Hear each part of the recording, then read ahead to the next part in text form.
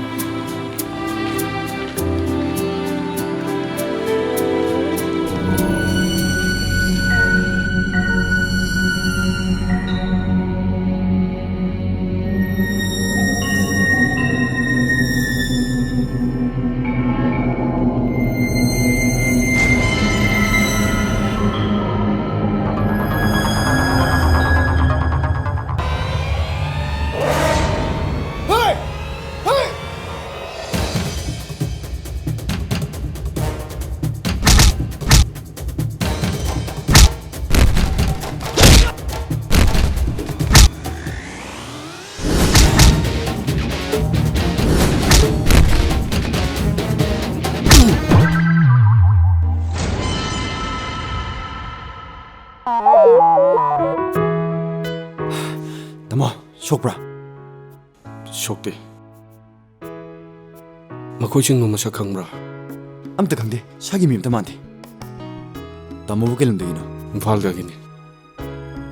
Haurai bigi primary school da posting lakani. Oh, Ado ibungo di swai da gira. mane tamo. Ai shi degini. Ado ibungo na ngasi ay mateng pangbibagi dama. Nayam mana prasi ko. Kai deno da tamo. Ado inaw gi mingti. Ai gi ming tom kawe. Oh. Se. Sipai chalo. Ibungo na warak laba matamda. Nayam ba buning singlo. Nayam mana soidan mateng pangchagi. Tani tamo. Ado di ay chalo gi ko. Tani tamo.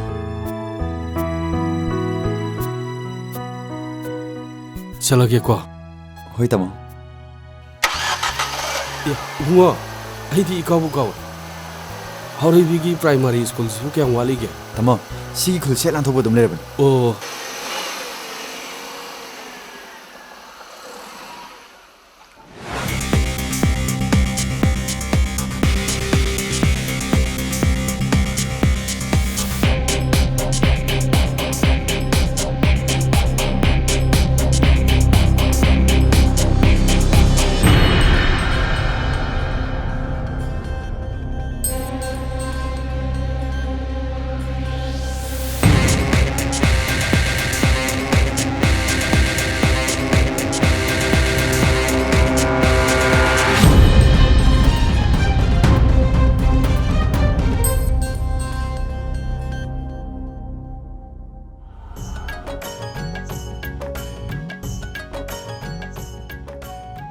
Yung makata sung hakta liti nang mga sadi kai chalu nung Taso imanabi hoida ichegi rani piyama hangubane.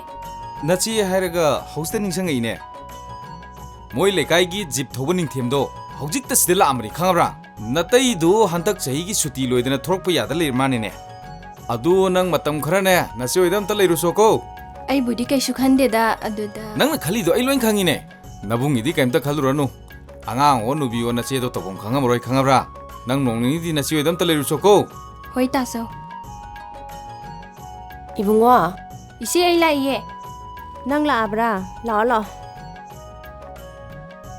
Nang na laisibu tamoda ga di hairamabro.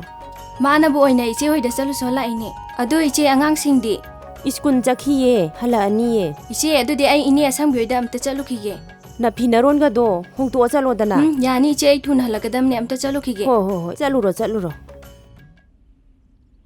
Ine Haima, Zanua, nang hujik lai ro. hoine Ini phida lok thu. yani ine lokthoranu Ngai ko, pui ruida. Na khunna samona na bane. yani ine foige Phoirunu. Na khunna samona na bane. adu ine tatomboy di letro Ibema, ini wakhan ta. Nong hingam badagi na ne, numit ta ba phau bu ne. Yungi makhada ngak ta leiti. 에 전호 너무 누시 어디 라이라 hoi tatomba 아도는 뭐 힘력 들어 datomba iteido suti phangadaba mande aduna iche hoida matam khara lebe tare 마담 크라데 나티네 자히 어후 머리 좀 내터로 아두가 아이는 남기다못네 누파 아빠음 쉐먹네 짱을 홈도게 Hare, ahayo, is. Nang na isa sibu nupa apaba ma simbi ga dori ba. 코이 마시마봐 땅을 보내 Hey, sakta thi. Yuren thakba, hanuba ga tinaba.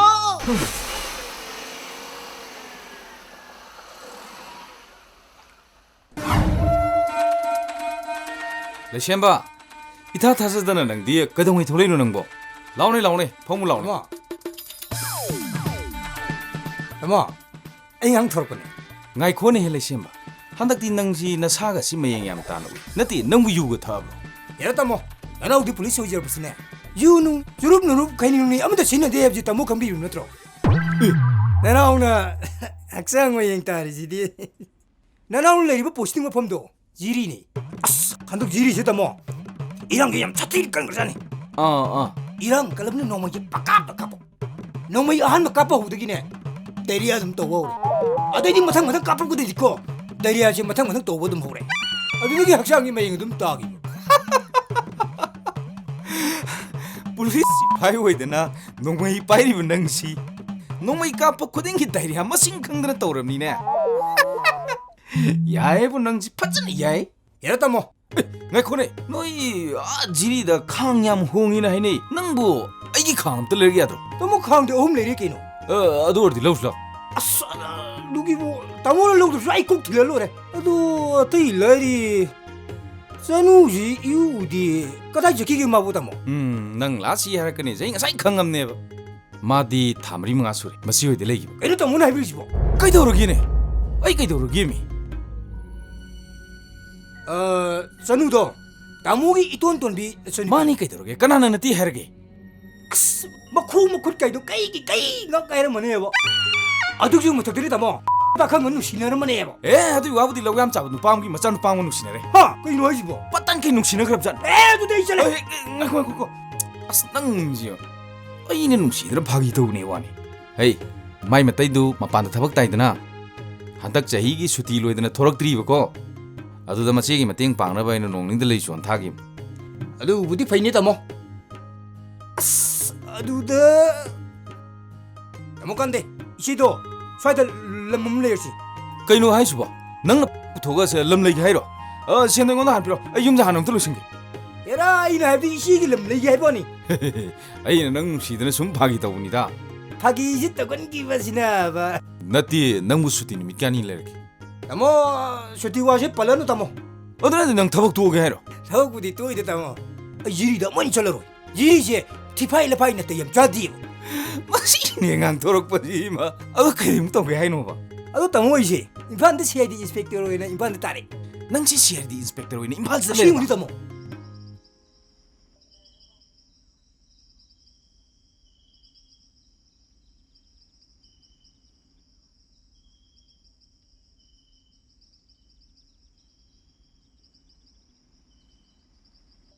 As, 또 마시는 까나이 형 놈이 sakhab자 눈에 떠오르시고.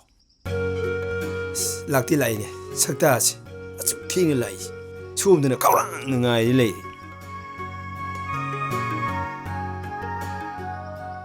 어디 앞탱이 듣게 되로기 또 봐. 기등간을 나오고 나 하이레가. 히닥 돌레름 뒤에 아두다네 락 빵아리바 하이로네. 자자, 돈에 질러. 봐. 한닥디 낭마하게 라우시 하베티 파레보. 바레 마마 마마나 떠보니는 얌 그래 마마. 한덕띠네 능기네 파욱사룩네 마마나 소이다는 삐들임 마마기 와이드나 뺄래 마마. 떠누다 능기 마마수 아주 하나 부진 삐빠미디 난띠다 톰바 아이 수강이다 마마. 에이 톰바 아마도 할라마니 능 마마기 밤범시 쭈이니 톰바 호이 마마. 에이 투나 짜는 떡시 하고시 라 에이 능 마미 senten지 능 그 부러 호이 마마. 야라시 마마 시 마사나 피디 빠따 끼부자네. 에이 기대 야리 버네 아마 극단이니 보이도 강하보 마마. 자치 마마. 능조 하베띠 왕감자니 바바, 까이는 혹시복 싹통 드시보. 에이 이방이비마 짝갈라이네 능는 exam 타바 짝간이드네 짝카가 아송만 할레이시부 능부 딴 토라바 하베네 바바, 와티 와렘 강누고. 혹직세, 뿡드라 마토이 따라바네. 헤이 아마 지는내 짱킹가시다네 군지는 땅 칼말 나오로 돈을 나오고 에이 칼돈 나오고 따톰바, 까이드는 저토이 도이도. 욤다 sakit tauba. 마슨 꺄 티누네. 루파 콘트라도 비로. 그 아씨 로이에 떠올 좁비. 얘라 누빠 만다봐 라라라 이거 자시라 짜지 라 바바, 까이세 도이노. 부키 잡겠다우니 파디사 본디가다. 하 마마 좁비. Nanggi manglandalake Ibungay ramutya nabi Tatomba, dia cha tawalay bro. Irunga dalo jaijibo. Skada ite no da Labuk ko mo begini Taunuda, mi na haina badadi mama mugi masana pingambido ko irena loina wawa launareda. Ama horaba Mapaga kagatin na bududa No ishidi ba Yare bungo. Aingon daga mulotan taurano. Mi na raga tazda baga suto ine O pare. Ado eragana ngambido aina mukoi taredana. Kari ba Nang namay da batin tomtiluro Mi ushita ba Tatomba, nanano pagito bune tatomba. Isinga mije nang koidi koi brava. Hoji budi goidri Adu de kongkan koi du benang di. Koi ge di chachat koi jao. Imphal ma chalu na thobra ne. Koi ta nai habani ko. Ha Nang haji wa singbrane Asing mani mi tatomba. Akoi sega isinga mige lekta mi nei dina. Adu lu ya hairap ni mi.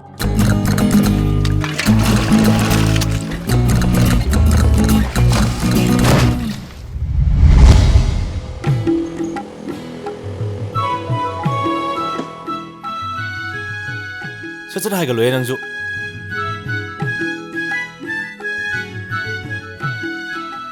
Pungju thengine torisi Kayam kuirage lakpa. Ngawre Ado karom phamu saino Oh, ngasidi phamaroise. Aisu exam loirakpagi imanabi singa saksana gadaba lei. akhoi su yaw barojro mathelam tadi pangji kitana Topa loiraga oina phajana sarase. Ngasigidi tarni. na to yengena sumlakna banida farese ado exam di nungai khibra Nungaiki. Mathang unabdi tang kya do na saino Ai adum chabauda hairage. Pare adudi akhoi mu jong to Hoi.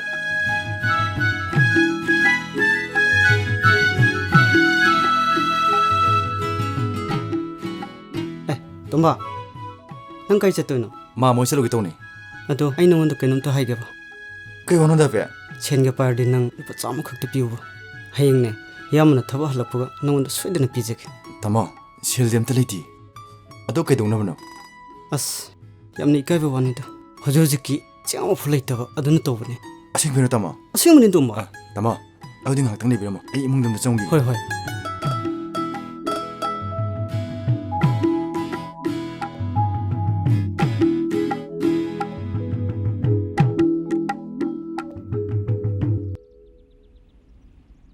Kadai din obase. ꯀꯗꯥꯏꯗꯅꯣ ꯕꯁꯦ ꯇꯗ ꯈꯣꯃꯤ ꯅꯪꯕ ꯃꯤꯔꯣꯏ ꯇꯥꯊꯔꯦ ꯍꯣ ꯇꯥꯄꯤꯛꯇꯣ ꯍꯣ ꯍꯧꯖꯤꯛ ꯊꯣꯟꯅꯕ ꯆꯤꯡ ꯑꯝꯇ ꯂꯩꯇꯦ ꯑꯗꯨꯒꯤ ꯄꯤꯒꯦ ꯇꯧꯕ ꯀꯌꯥꯗ ꯃꯥꯅ ꯉꯥꯡꯉꯤꯕꯅꯣ ꯁꯦ ꯆꯠꯂꯣ ꯆꯤꯡꯗꯨ ꯊꯝꯃꯨꯁꯨ ꯍꯥꯏꯕꯅꯦ ꯆꯤꯡꯗꯨ ꯊꯝꯃꯨꯁꯨ ꯆꯠꯂꯣ ꯃꯁꯤ ꯍꯩꯃ ꯄꯨꯈ꯭ꯔꯦꯅꯦ ꯁꯦ ꯑꯦ ꯌꯨꯔꯦꯝ ꯊꯛꯄꯣ ꯁꯤꯕꯤꯗꯕꯣ ꯃꯅꯨꯡꯈꯥ ꯅꯪꯗ ꯁꯤꯖꯈ꯭ꯔꯣ ꯃꯁꯤ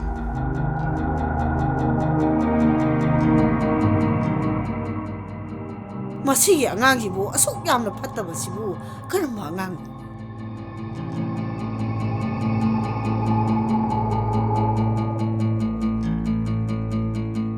ꯏꯅꯦ ꯍꯩꯃ ꯆꯅꯨ ꯂꯥꯛꯑꯣ ꯂꯥꯛꯑꯣ ꯀꯥꯈꯠꯂꯨ ꯂꯥꯛꯑꯣ ꯁꯤꯗ ꯐꯝꯃꯨꯁꯦ ꯏꯅꯦ ꯀꯩꯗꯧꯕ ꯌꯥꯎꯔꯒꯦ ꯀꯩꯁꯨ ꯇꯧꯗꯦꯗ ꯅꯕꯨꯡꯗꯣ ꯋꯥꯈꯜ ꯇꯥꯗꯕꯗꯨꯗ ꯅꯅꯦꯅ ꯉꯥꯡꯕꯅꯤꯗ ꯑꯗꯣ ꯅꯪꯕꯨ ꯆꯥꯛ ꯆꯥꯔꯛꯑꯕ꯭ꯔꯣ ꯏꯅꯦ ꯆꯥꯛꯇꯤ ꯆꯥꯔꯛꯇ꯭ꯔꯤꯌꯦ ꯑꯗꯣ ꯊꯣꯡꯕꯗꯤ ꯂꯣꯏꯔꯝꯃꯦ ꯑꯗꯣ ꯏꯅꯦꯕꯨ ꯆꯥꯛ ꯆꯥꯔꯕꯣ ꯀꯗꯥꯏꯗꯒꯤꯅꯣꯗ ꯆꯅꯨ ꯊꯣꯡꯕꯨ ꯊꯣꯡꯗꯦꯗ ꯉꯁꯤꯗꯤ ꯕꯟꯅꯤꯗꯅ ꯏꯅꯦꯁꯨ ꯀꯊꯦꯟ ꯆꯠꯂꯔꯣꯏ ꯈꯔ ꯊꯦꯡꯅ ꯊꯣꯡꯉꯒꯦ ꯍꯥꯏꯗꯨꯅꯅꯦꯏꯅꯦꯅ ꯊꯣꯡꯗꯤꯕ ꯑꯗꯣ ꯏꯅꯦ ꯑꯩ ꯑꯣꯏꯅ ꯊꯣꯡꯕꯤꯔꯨꯔꯒꯦ ꯍꯣꯏ ꯍꯣꯏ ꯂꯥꯛꯑꯣ ꯂꯥꯛꯑꯣ ꯆꯪꯉꯁꯤ ꯂꯥꯛꯑꯣ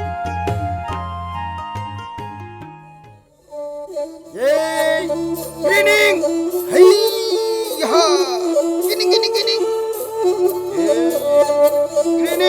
Hey! Ha! Grinning!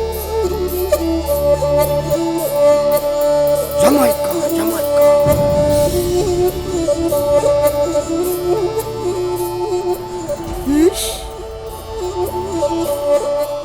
ꯅꯪꯅ ꯑꯦꯛꯖꯥꯝ ꯃꯥꯏ ꯄꯥꯛꯂꯛꯇ꯭ꯔꯤꯁꯤ ꯆꯍꯤ 5 ꯁꯨꯔꯦ ꯆꯨꯝꯕ꯭ꯔꯥ ꯁꯤꯁꯇꯔ ꯆꯨꯝꯃꯤ ꯏꯗꯧ ꯌꯥꯔꯒꯗꯤ ꯏꯗꯧꯅꯅꯦ ꯑꯃꯨꯛꯇꯪꯗꯤ ꯑꯦꯛꯖꯥꯝꯗꯣ ꯄꯥꯁ ꯇꯧꯍꯟꯕꯤꯌꯣꯕ ꯑꯩ ꯃꯄꯥꯟ ꯂꯝꯗ ꯂꯥꯏꯔꯤꯛ ꯇꯝꯕ ꯌꯥꯝ ꯆꯠꯅꯤꯡꯉꯦꯕ ꯏꯗꯧ ꯑꯣ ꯆꯠꯍꯟꯒꯦ ꯅꯪꯁꯨ ꯈꯔ ꯀꯟꯅ ꯍꯣꯠꯅꯧ ꯏꯙꯧꯅꯁꯨ ꯄꯥꯡꯕ ꯌꯥꯕ ꯃꯇꯦꯡ ꯄꯥꯡꯒꯦ ꯑꯗꯨꯗ ꯏꯙꯧ ꯑꯩꯕꯨ ꯌꯦꯡꯕꯒꯤ ꯃꯃꯜꯁꯦ ꯑꯗꯨꯗꯤ ꯏꯗꯧ ꯑꯩ ꯑꯗꯨꯝ ꯃꯇꯤꯛ ꯆꯥꯅ ꯀꯠꯆꯒꯦꯕ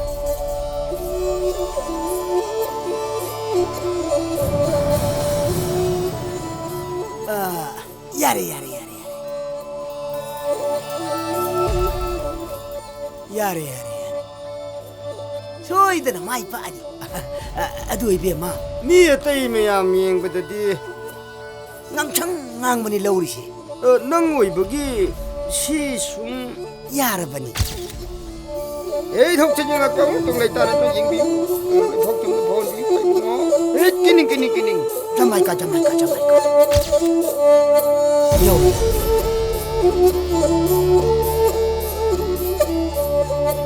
ngasi si ngaksang ngangbam te yaw di ni 이도 고름자리 이도 hey nang ina kari leira 이도 아이지 좀 더보내봐 아이 타박 하피니나 세일즈 록천비그래 아두가 타박쇼 하피락드레 이도 세일즈 한독 비락드레 nang na hari si sendu hantolo sinatro 호이도 yamlai shelogu miyoido adugi mayumdagi leba khara poro yetum khara poro 예tum도 네가 독도 이도 yetum duda sholaga thok tongdori mine 호이도 아두디네 마юм도 셀라가네 라이박두가 예tum도가도 아이 라우르기 이도 아두 셀로기 yare hai yetum du kaunu ko yetum du na masamu puna mag thindori ni mamita ju thindori ni 따다 따다 가비고 따다 Ibunga. La. Ibunga. Mona ga lo thoki ke. 야래 따다 아이 시도 펌하게 따다 이 락처리시 아따이기 나때 아이 셴팜도 끌고 한독 비게노 Ya de to ni ibunga. Ai ni henda nang ge thok han tok ni nga bani ne. 따다는 비 따다 Ibunga. Ai khoi le kai gi ne. Jan du ni. 따다는 진티노 진 만학테네 이 잘루지 이 샤막 잘루로네 Eh, nang di ka do busal ri ba? Ha.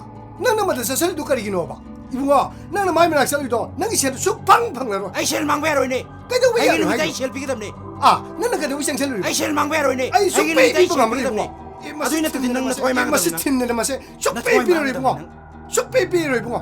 Suk pe he pi ro.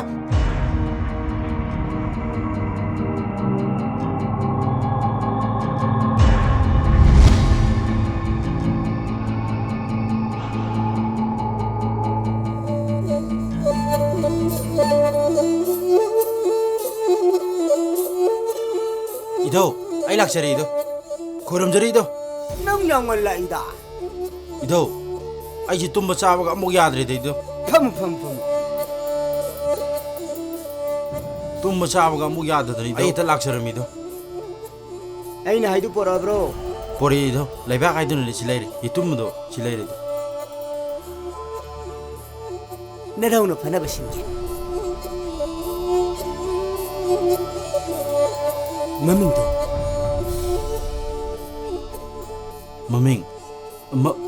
Maming do thanau chung kwak lai abi do.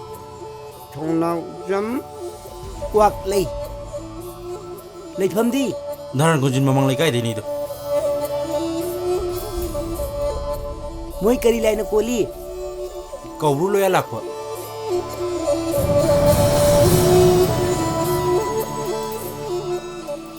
Pare. Idong na ne.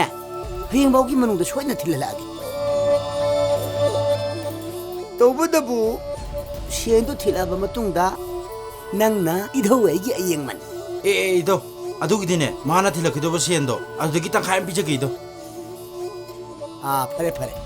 Yoro. Hoi do. Phana ba khra tawbi koi do. Chalu gi do.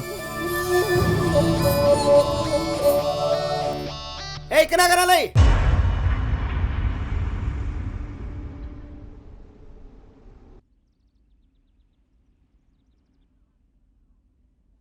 Tata. Ibungo, kari wala bana. Tabak banong balak brene. La. Kakalu. Tabak wanu mo kalari tata. Tata re, una balai se. Lau ni lai bungo, kakalu lau niya. Tata ne tro kwak lai hai se. Mani ne kwali hai do. Seka kai ne pawi do. Ai ni di bungo. Tata na angang mayam dai tabak happy ni hai raga. Sel jo han tukpi daba. Tabak chu happy daba. Ai ni wano patabu sin han tukti tabak woi desu. Kana hai no ni bungo. Tata. Tata na tawbo tabak kudimak akhoi loina ba khang bazari tata. Ibungo. Thawai dari kan biu. Ai handok charaki. Ayeng hachi ki mnung tane angang singi set het han tuktra ba. Tata nang Ai handok charaki. Oh, ish.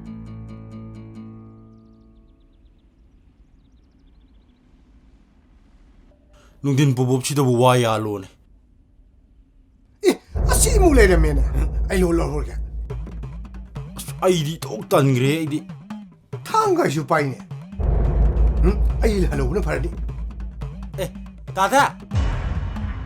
Som nan chang ko tata. Jinjar ibu nang tang tu dari tamu ni bunga.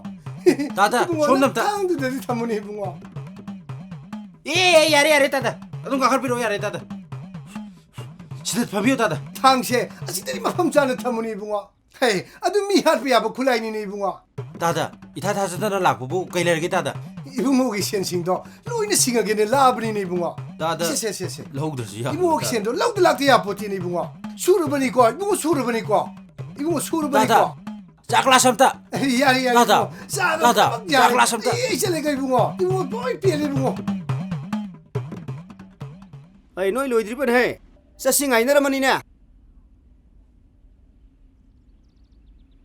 Idau. Kai do ra. Ngasi di nongai jing ni yeng di ne. Idau, adu gi nati idau. Idau na sinbi bado. Adu mai pa eba idau. Masana ne ngarang la aga thilame ba idau. Adu gi ne. Idau gi gat pala ini. Oh, phare da. Or phalom da. Shel gi mati khra pang chat ke torme. Yam nungare. Thomi nar sila.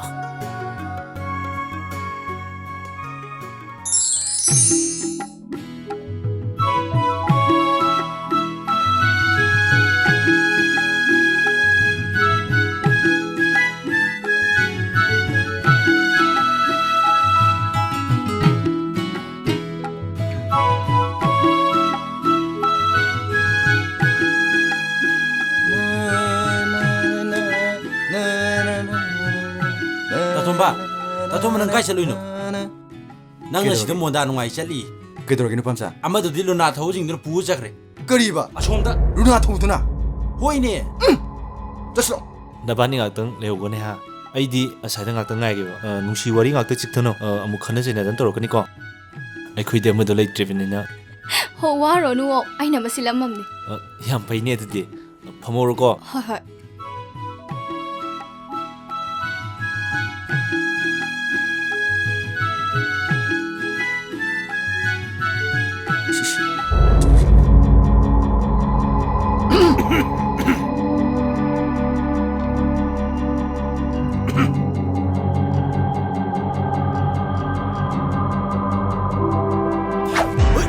usittira.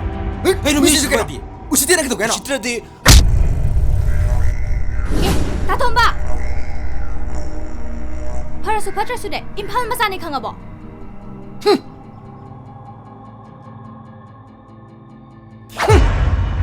Tamo sopro. Sokteda. Tamo waraunu ko moi hongnabi ni. Lamhen baduda khara warang ge tawunida. Ado tamo asomdoine phamurasira. Hoi ye chase. Chasilao. Mi usitaba. Imphal masani kan mi usitaba. Nang nupa yam thokte de yaroida. Nupa thokte wana tine. Magi mamai mi biwani ne. Imphal masani kan. Imphal masani kan. Imphal masani. Kamai hango du. Imphal kem tang ne. Adu wa hin khangrane dubo. Khangade am tang leji mi nangbo. Kamai hango du no dubo. Kada da yong gi dong ta khangmina ji mi nangbo. Amta khan gi he. Dumle yong ak tanu ju.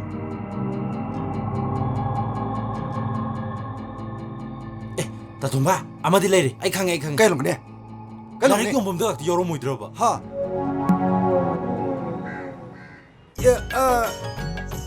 Haima, Leichemba, nang di kam gan thok leiba. Lao, kakhalo lao. Yani ni ise. Lao. Khumuksi. Yani e, hita kakhalo lao ba. Phamo phamo. Adu nangbu sida chumna sum lakpra kadai kadai chatluge. ise sumdobun. Chumna sum koirakpani da ise. ise sanudo. Isi uide leiki hebduda. Chumna sum koirakpani da ise. Adu ise sanudi leiki ba. Ma dine mama nabi singa kadai da no ma chakhi. Hainari ngai sida bu lagu laini. Nabani wari sanaramu ko. Ai imung da chalol kige ko.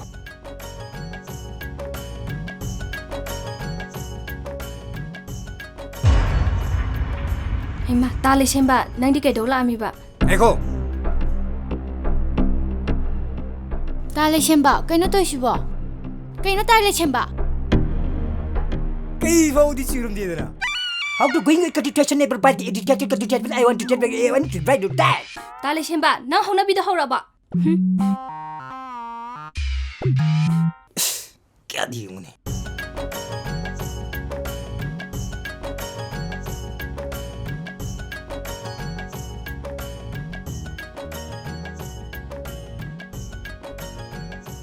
tham là cái này tuần tông nó cũng gì nói xoay thì lấy được bạc không một sát sinh vậy ấy police thì mông là ấy để khai rồi Nai khai ro he. hay nó cái nâng xe ấy đi xe nó bảo hộ tâm thì không rồi Senabi ro he. xe nó tự kia nó nè đó cái điều này xin gì nó Oh mangda, hayeng oina siela se. I made a solicitation and invitation to like this from you. Okay, to like the people say. But I want to like this never think that you will get in the problem or something. No, I coming there to know come and in the environment. So like it depend I want to slow. Ngora mal. Kay na sina.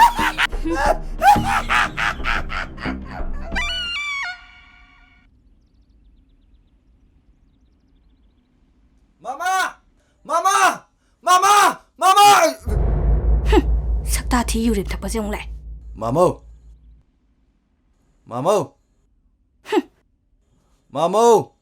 York ni tumba. Hai tumba. Kadu york ni ngadu pinu lai dibo. Nachano pigi exam hai tu. Ha! Tu. Ha! Dima, no exam hai tu ai ne. Ha! Exam hai tu e ba. Yung se. Se. Tumba. Yung.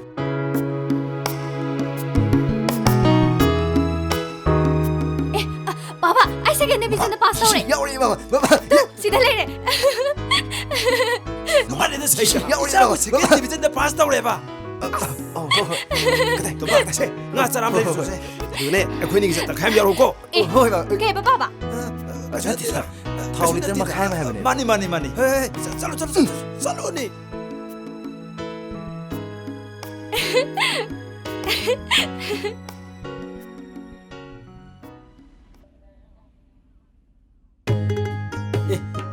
Tatumba. Ngasidi monda khara nungai male da. O madu. Second division da pass tawina ne. Mappa duna ne. Chakawin ne. Second division da lakpagi harau ikan da nangsu nungsi ko hongdo gadro. Mana mukta thita thingala kadrana khalliba. Adugi shumathakta mappa ga sokhaga tinadana piek amamala kholi do. Madu so mukto khidra. ꯑꯗꯨꯒꯤꯁꯨ ꯃꯊꯛꯇ ꯂꯣꯟꯅ ꯂꯣꯟꯅ ꯅꯨꯡꯁꯤ ꯃꯁꯛ ꯌꯦꯡꯖꯕꯗꯣ ꯃꯗꯨꯁꯨ ꯇꯣꯛꯈꯤꯗ꯭ꯔꯥꯅ ꯍꯦꯛ ꯈꯟ ꯁꯤꯅꯅꯤꯅꯦ ꯑꯩꯅ ꯍꯥꯏꯕ ꯉꯝꯗꯅ ꯂꯩꯔꯤꯁꯦ ꯑꯁ ꯇꯥꯇꯣꯝꯕ ꯅꯪꯅ ꯄꯥꯝꯖꯔꯤꯗꯨꯒ ꯌꯥꯔꯣꯏ ꯌꯥꯔꯣꯏ ꯂꯨꯅꯥꯅ ꯑꯗꯨꯝ ꯄꯨꯈꯤ ꯇꯥꯕ ꯑꯦ ꯅꯪꯁꯨ ꯅꯨꯄꯤ ꯀꯣꯛꯊꯣꯡ ꯑꯃ ꯀꯣꯏ ꯍꯥꯏꯕ꯭ꯔꯥ ꯀꯩꯅꯣ ꯂꯣꯏꯅ ꯇꯥꯏ ꯑꯗꯣ ꯅꯪꯁꯨ ꯅꯌꯥꯝꯕꯒꯤꯅꯦ ꯍꯥꯏꯗꯅ ꯈꯤꯇꯪ ꯃꯇꯦꯡ ꯄꯥꯡꯕ꯭ꯔꯁꯨ ꯄꯥꯡꯗꯦ ꯈꯔ ꯄꯥꯡꯉꯨꯅꯦ ꯏꯕꯨꯡꯉꯣ ꯌꯥꯝꯕꯅꯕꯨ ꯑꯗꯨꯃꯥꯏꯅꯅꯦ ꯊꯃꯣꯏ ꯁꯦꯡꯅꯕꯨ ꯍꯥꯏꯔꯗꯤꯅꯦ ꯅꯅꯥꯎ ꯂꯩꯔꯤꯌꯦ ꯅꯅꯥꯎ ꯇꯧꯒꯦ ꯌꯦꯡꯉꯨ ꯅꯅꯥꯎꯒꯤ ꯈꯨꯠꯇ ꯀꯅꯥ ꯀꯅꯥ ꯂꯩꯌꯦ ꯈꯪꯉꯕꯅ ꯀꯅꯥ ꯇꯤꯟꯅꯩꯕ ꯅꯪꯗꯤ 이더우니 이더우 마누부터 울어봐 로이래 소이드래 넌가 마가도 동나래 이더우 이더우 아코인 락처리제 거의 안 마세 누피 TV야 던 레이레바 이더우는 번업업도 영비오바 너띠 넌부 누시나자바가 암터 레이트라브라네 누시나부디 레이티 누시자부디 레이 누시자바도 야루시 나트로 호이 마니도 호이도 아두디 노이 ngaktang pamamko ay posan kita lo thogiya 호이도 아씨 밤자 바깥 불러놓이고 아씨 두밀레고 봐 그시도라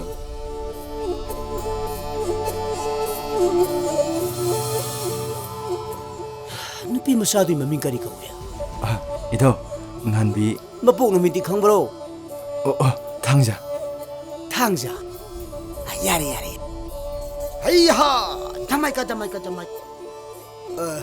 bunga 세 미식미라고 다 들어간다 뭐이 통간다네 시행도 짜철로 시행도 더만 행내로 보다네 누피 마사도는 너무 거의 딸래 따나라 아담 이 함노가 저리 이더우드지 이더 치 낭이 낭가람 이더 이 함비함도 봐 그냥 청강어디 퍼도 너 어디 야리 밤자 어린디 뭐기 동안에 사실라든 넷 카이네바 마무니네 지음래 마시불레 큰 그러잖아네 다톰바 아시야 마이나디 이짤 다톰바 다톰바 이짤게 아야 마이나디 도바 낭는 아이는 가리세 라우네 다톰바 이짤게 마마 라우네 호이 마마 라게 아이 ng사이게 낭 티립니네 에시다 타밤 살로보니 마마 그일레게 마마 얌 루범 레린 톰바 아이네 너희 네임과 아요르버니 그일레게 마마 나천누피도 마팔람다 마히탐바 자카니에드나 랑랑 레이베시다 이 카문 감드라바 아도 이바니네 ꯑꯩꯈꯣꯏꯒꯤ ꯃꯅꯤꯡꯒꯤ ꯆꯥꯎꯕꯗ ꯆꯠꯂꯒꯅꯦ ꯑꯩꯒꯤ ꯂꯧ ꯁꯪ ꯑꯃ ꯑꯅꯤꯈꯛ ꯂꯩꯕꯗꯣ ꯃꯉꯣꯟꯗ ꯕꯟꯗꯣꯛ ꯊꯝꯒꯦ ꯂꯧꯕꯤꯌꯨ ꯍꯥꯏꯗꯅ ꯍꯥꯏꯔꯨꯁꯦꯅ ꯂꯥꯛꯏ ꯍꯣꯏ ꯃꯃꯥ ꯆꯠꯂꯨꯁꯦꯕ ꯂꯥꯛꯑꯣ ꯆꯠꯁꯤ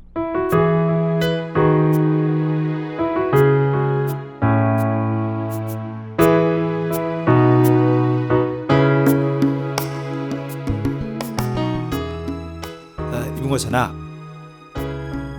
그래 이타타는 그런 덕이노 이bungo sana 아무때 오는 저기 락저리네 라라 사실아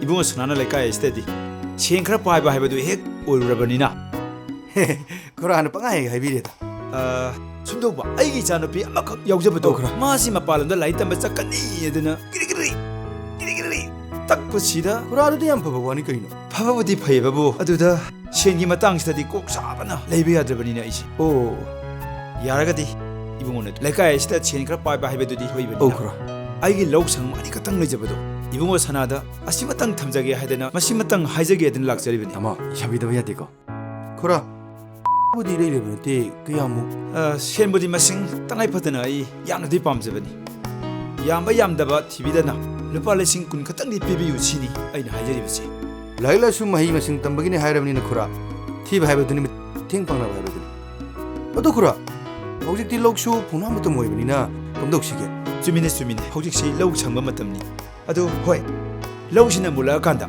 이bungo 사나이바니 땅카이 예나미네보다 땅카이 로미네보다 거리야 까이벌 레이버기 어도 그래 그노네 하이행도 숨부터 라피 시장도 로시네는 도르시 아스 얌 농아이저레 이bungo 사나는 마틱 방비버시 ꯄꯨꯟꯁꯤꯒꯤ ꯀꯥꯎꯖꯔꯣꯏꯀꯣ ꯏꯕꯨꯡꯉꯣ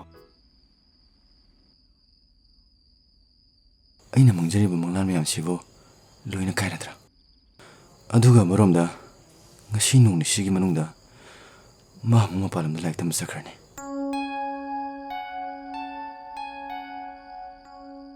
ꯁꯤ ꯑꯃꯨꯛ ꯅꯪꯍꯧꯗ꯭ꯔꯗꯤ ꯑꯩꯕꯨ ꯀꯔꯤꯒꯨꯝꯕ ꯑꯩꯅ ꯆꯦꯡ ꯆꯥꯏꯕꯗꯨ ꯃꯥ ꯑꯃꯅ ꯑꯃꯨꯛ ꯈꯪꯈ꯭ꯔꯗꯤ ꯑꯃꯨꯛ ꯀꯃꯥꯏꯅ ꯇꯧꯕ ꯉꯁꯥꯏ ꯑꯩꯅ ꯏꯙꯧꯗꯒꯤ ꯄꯨꯔꯛꯄ ꯆꯦꯡꯗꯣ ꯑꯃꯨꯛ ꯆꯥꯏꯔꯨꯕꯗ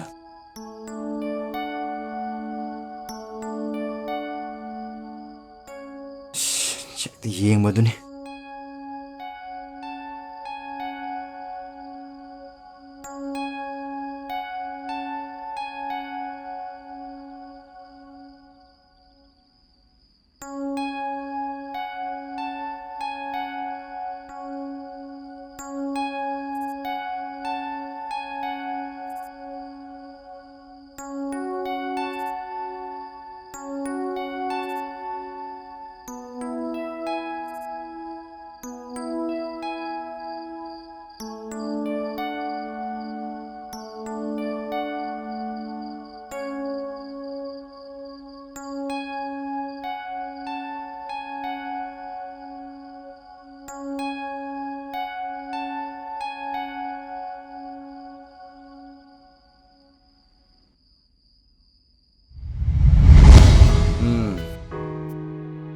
ꯏꯆꯥꯗꯅꯤ ꯃꯁꯛ ꯐꯖꯕ ꯐꯖꯕꯅ ꯂꯣꯏꯔꯦ ꯐꯖꯕꯅ ꯂꯣꯏꯔꯦ ꯏꯆꯥꯗꯅꯤ ꯃꯁꯛ ꯐꯖꯕ ꯏꯆꯥꯗꯅꯤ ꯃꯁꯛ ꯐꯖꯕ ꯃꯄꯥ ꯑꯩ ꯂꯧꯗꯅ ꯀꯌꯥꯗ ꯐꯖꯔꯕꯅꯣꯁꯦ ꯃꯃꯥ ꯂꯧꯔꯝꯃꯕ ꯇꯣꯇꯦꯂꯤ ꯐ꯭ꯔꯦꯟ ꯑꯦ ꯀꯌꯥꯗꯅꯣ ꯌꯦꯡꯎꯅꯦ ꯍꯦ ꯎꯔꯣꯛ ꯃꯥꯟꯕ ꯑꯉꯥꯡꯗꯨꯕꯨ ꯅꯪ ꯂꯧꯗꯅ ꯐꯖꯔꯤꯅꯤ ꯀꯥꯏꯅꯒ ꯏꯁ ꯃꯃꯥ ꯑꯩ ꯂꯧꯗꯅ ꯐꯖꯔꯤꯅꯤꯅꯦ ꯍꯦ ꯃꯤꯔꯨꯡꯃꯕꯤ ꯅꯪ ꯂꯧꯔꯝꯃꯗꯤ ꯏꯆꯥꯁꯤ ꯌꯦꯡꯕ ꯌꯥꯔꯣꯏꯅꯦ ꯑꯩ ꯂꯧꯕꯒꯤꯅꯤ ꯐꯖꯔꯤꯁꯦ ꯀꯣ ꯀꯌꯥꯗꯅꯣ ꯌꯦꯡꯎꯅꯦ ꯐꯖꯕꯅ ꯐꯖꯕꯅ ꯂꯥꯛꯑꯣ ꯑꯕꯦꯝꯃ ꯆꯠꯁꯤ ꯂꯥꯛꯑꯣ ꯉꯥꯏꯈꯣꯃꯦ ꯂꯥꯛꯑꯣꯍꯦ ꯉꯥꯏꯈꯣꯃꯤ ꯅꯨꯄꯤ ꯅꯪꯕꯣ ꯂꯥꯛꯑꯣꯍꯦ ꯏꯕꯨꯡꯉꯣ ꯏꯕꯨꯡꯉꯣ ꯅꯪꯕꯨ ꯍꯧꯒꯠꯂꯣ ꯊꯦꯡꯉꯦꯅꯦ ꯅꯣꯡꯉꯥꯜꯂꯦ ꯉꯥꯏꯈꯣꯃꯦ ꯇꯧꯏꯁꯤ ꯌꯦꯡꯉꯨꯅꯦ ꯂꯩꯔꯝꯃꯣꯕ ꯅꯪ ꯈꯪꯒꯅꯤ ꯅꯪ ꯌꯦꯡꯉꯨꯅ ꯉꯔꯥꯡ ꯑꯩꯒꯤ ꯆꯦꯡ ꯆꯥꯏꯈꯤꯕꯒꯤ ꯃꯅꯤꯟꯗꯨꯅ ꯃꯥꯅ ꯑꯩꯕꯨ ꯅꯨꯡꯁꯤꯅ ꯐꯠ ꯂꯥꯎꯅ ꯍꯥꯏꯔꯛꯄ ꯑꯗꯨꯗ ꯑꯩꯅ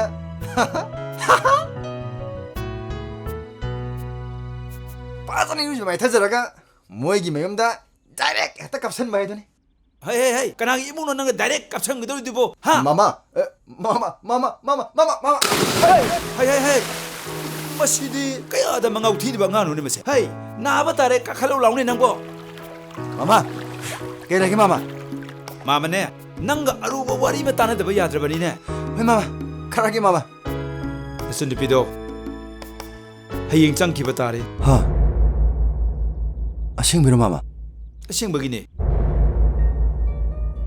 ꯃꯥꯒꯤ ꯃꯃꯥꯟꯅꯕꯤꯁꯤꯡꯗꯣ ꯑꯩꯈꯣꯏꯗ ꯂꯥꯛꯇꯨꯅ ꯂꯣꯏꯅ ꯂꯩꯍꯧꯔꯤ ꯃꯥꯃꯁꯨꯅꯦ ꯀꯩꯔꯣꯏ ꯂꯩꯀꯥꯏꯗ ꯈꯔ ꯆꯠꯂꯒ ꯈꯔ ꯑꯃꯨꯛꯇ ꯍꯪꯉꯨꯒꯦ ꯑꯗꯨꯒ ꯅꯪꯅꯅꯦ ꯃꯃꯥꯡꯒꯤ ꯚꯦꯟ ꯊꯧꯕ ꯏꯕꯣꯆꯥꯈꯣꯏꯗ ꯆꯠꯂꯒꯅꯦ ꯍꯌꯦꯡ ꯑꯌꯨꯛ ꯉꯟꯇꯥ ꯂꯥꯛꯇꯕ ꯌꯥꯗꯦ ꯃꯥꯕꯨ ꯈꯔ ꯊꯤꯟꯕꯤꯗꯕ ꯌꯥꯗꯦ ꯈꯔ ꯑꯃꯨꯛꯇ ꯍꯥꯏꯔꯝꯃꯨꯀꯣ ꯍꯣꯏ ꯃꯃꯥ ꯍꯩ ꯅꯪ ꯀꯥꯎꯕ ꯌꯥꯗꯦꯀꯣ ꯑꯩ ꯍꯥꯏꯔꯣꯒꯦ ꯃꯃꯥ ꯑꯗꯨꯒꯅꯦ ꯃꯥꯃ ꯋꯥ ꯑꯃ ꯍꯥꯏꯒꯦ ꯌꯦꯡꯉꯣꯏ ꯉꯁꯤꯁꯦ ꯅꯆꯟꯅꯨꯄꯤ ꯍꯌꯦꯡ ꯆꯠꯈꯤꯗꯧꯔꯕꯅꯤꯅ ꯉꯁꯤ ꯅꯨꯃꯤꯗꯥꯡꯁꯤꯃꯗꯤ ꯃꯥꯃꯒꯤ ꯌꯨꯝꯗ ꯑꯩꯈꯣꯏ ꯍꯥꯎꯕ ꯍꯥꯎꯇꯕ ꯃꯥꯒꯤ ꯂꯥꯍꯧꯔꯤꯕ ꯃꯃꯥꯟꯅꯕꯤ ꯃꯌꯥꯝꯗꯨꯒ ꯄꯨꯜꯂꯒꯅꯦ ꯆꯥꯛ ꯆꯔꯥ ꯑꯃꯇꯪ ꯃꯥꯃꯅ ꯆꯥꯃꯤꯟꯅꯁꯤ ꯍꯥꯏꯗꯅ ꯁꯤꯜꯂꯤ ꯅꯪ ꯆꯥꯕ ꯌꯥꯎꯗꯕ ꯌꯥꯗꯕꯅꯤ ꯑꯗꯨꯒꯅꯦ ꯅꯣꯏ ꯅꯌꯨꯝꯗ ꯅꯪ ꯆꯥꯛ ꯍꯥꯞꯄꯨꯔꯅꯨ ꯍꯥꯏꯌꯨꯀꯣ ꯍꯣꯏ ꯃꯃꯥ ꯃꯥꯃ ꯆꯠꯂꯨꯈꯤꯒꯦꯀꯣ ꯍꯩ ꯅꯪ ꯃꯥꯃꯅ ꯍꯥꯏꯔꯤꯕꯁꯤꯡꯁꯤ ꯅꯪ ꯀꯥꯎꯕ ꯌꯥꯗꯦꯀꯣ ꯍꯣꯏ ꯃꯃꯥ ꯇꯣꯝꯕ ꯀꯥꯎꯕ ꯌꯥꯗꯦꯀꯣ ꯍꯣꯏ ꯃꯃꯥ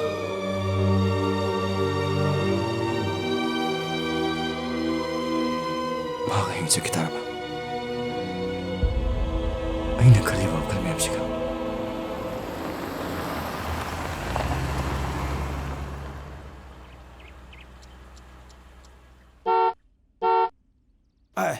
ꯚꯦꯟ ꯂꯥꯛꯑ ꯃꯥꯅꯤꯅꯦ ꯍꯥꯏ ꯕꯦꯃꯥ ꯅꯣꯏꯕꯨ ꯂꯣꯏꯗ꯭ꯔꯤꯕꯅꯦ ꯍꯦ ꯇꯣꯝꯕ ꯅꯣꯏꯕꯨ ꯂꯣꯏꯗ꯭ꯔꯤꯕ꯭ꯔꯣ ꯊꯣꯛꯂꯛꯑꯣ ꯂꯥꯛꯑꯣꯅꯦ ꯚꯦꯟ ꯂꯥꯛꯇꯅ ꯊꯣꯡꯒꯥꯟꯗ ꯉꯥꯏꯗꯨ ꯂꯩꯔꯦꯕꯅꯤ ꯂꯥꯛꯑꯣ ꯂꯥꯛꯑꯣ ꯊꯣꯔꯛꯑꯣ ꯂꯥꯛꯑꯣ ꯊꯣꯔꯛꯑꯣ ꯂꯥꯛꯑꯣ ꯅꯆꯟꯅꯨꯄꯤꯗꯤ ꯂꯣꯏꯍꯧꯗ꯭ꯔꯤꯕꯅꯦ ꯂꯩꯍꯧꯔꯕꯅꯤ ꯃꯃꯥ ꯊꯣꯛꯂꯛꯑꯅꯤ ꯕꯦꯃꯥ ꯂꯥꯛꯑꯣ ꯂꯥꯛꯑꯣ ꯊꯣꯔꯛꯑꯣ ꯂꯥꯛꯑꯣ ꯊꯣꯔꯛꯑꯣ ꯂꯥꯛꯑꯣ ꯂꯥꯛꯑꯣ ꯂꯥꯛꯑꯣ ꯂꯥꯛꯑꯣ ꯊꯣꯔꯛꯑꯣ ꯂꯥꯛꯑꯣ ꯕꯦꯃꯥ ꯅꯪꯕꯨ ꯁꯅꯥꯃꯍꯤꯒ ꯈꯨꯔꯝꯂꯝꯃꯕꯣ ꯈꯣꯏꯔꯝꯃꯦ ꯄꯥꯕꯨꯡ ꯏꯍꯦ ꯏꯄꯥꯗꯤ ꯏꯀꯥꯎ ꯀꯥꯎꯏ ꯅꯃꯥꯁꯦ ꯅꯪ ꯑꯃꯨꯛꯇ ꯈꯨꯔꯝꯃꯣ. ꯍꯣꯏ ꯄꯥꯕꯨꯡ.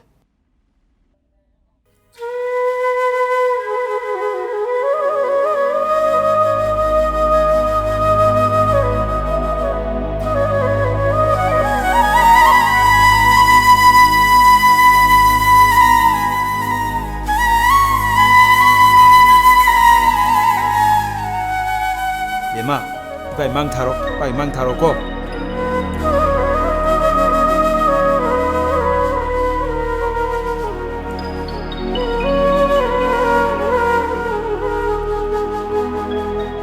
ꯄꯥꯕꯨꯡ ꯑꯩ ꯆꯠꯂꯨꯈꯤꯒꯦ.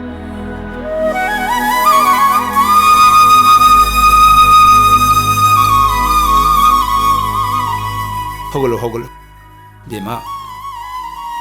Ipagi bordagine nakok naru phawa chiktinane mai paktuna ipagi nakta amuk halappa ngambo ko pagi bema. ꯍꯣꯏ ꯄꯥꯕꯨꯡ ꯆꯠꯂꯨꯈꯤꯒꯦ.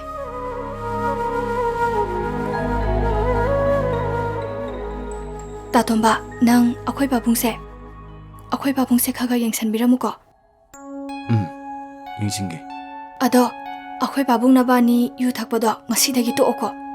ꯑꯗꯨꯒꯤꯗꯤ ꯉꯁꯤꯗꯒꯤ ꯇꯣꯛꯑꯗꯕꯅꯤ. ꯂꯥꯛꯑꯣ ꯆꯠꯅꯕ ꯇꯧꯔꯣ. ꯆꯠꯂꯨꯈꯤꯒꯦꯀꯣ.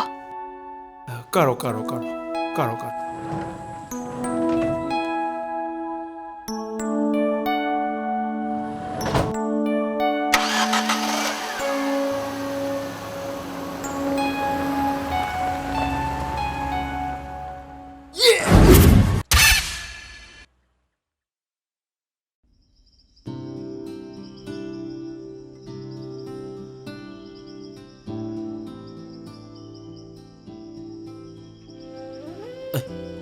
아다 카칼레이시 다톰바 너트로 아이 tawgiyo.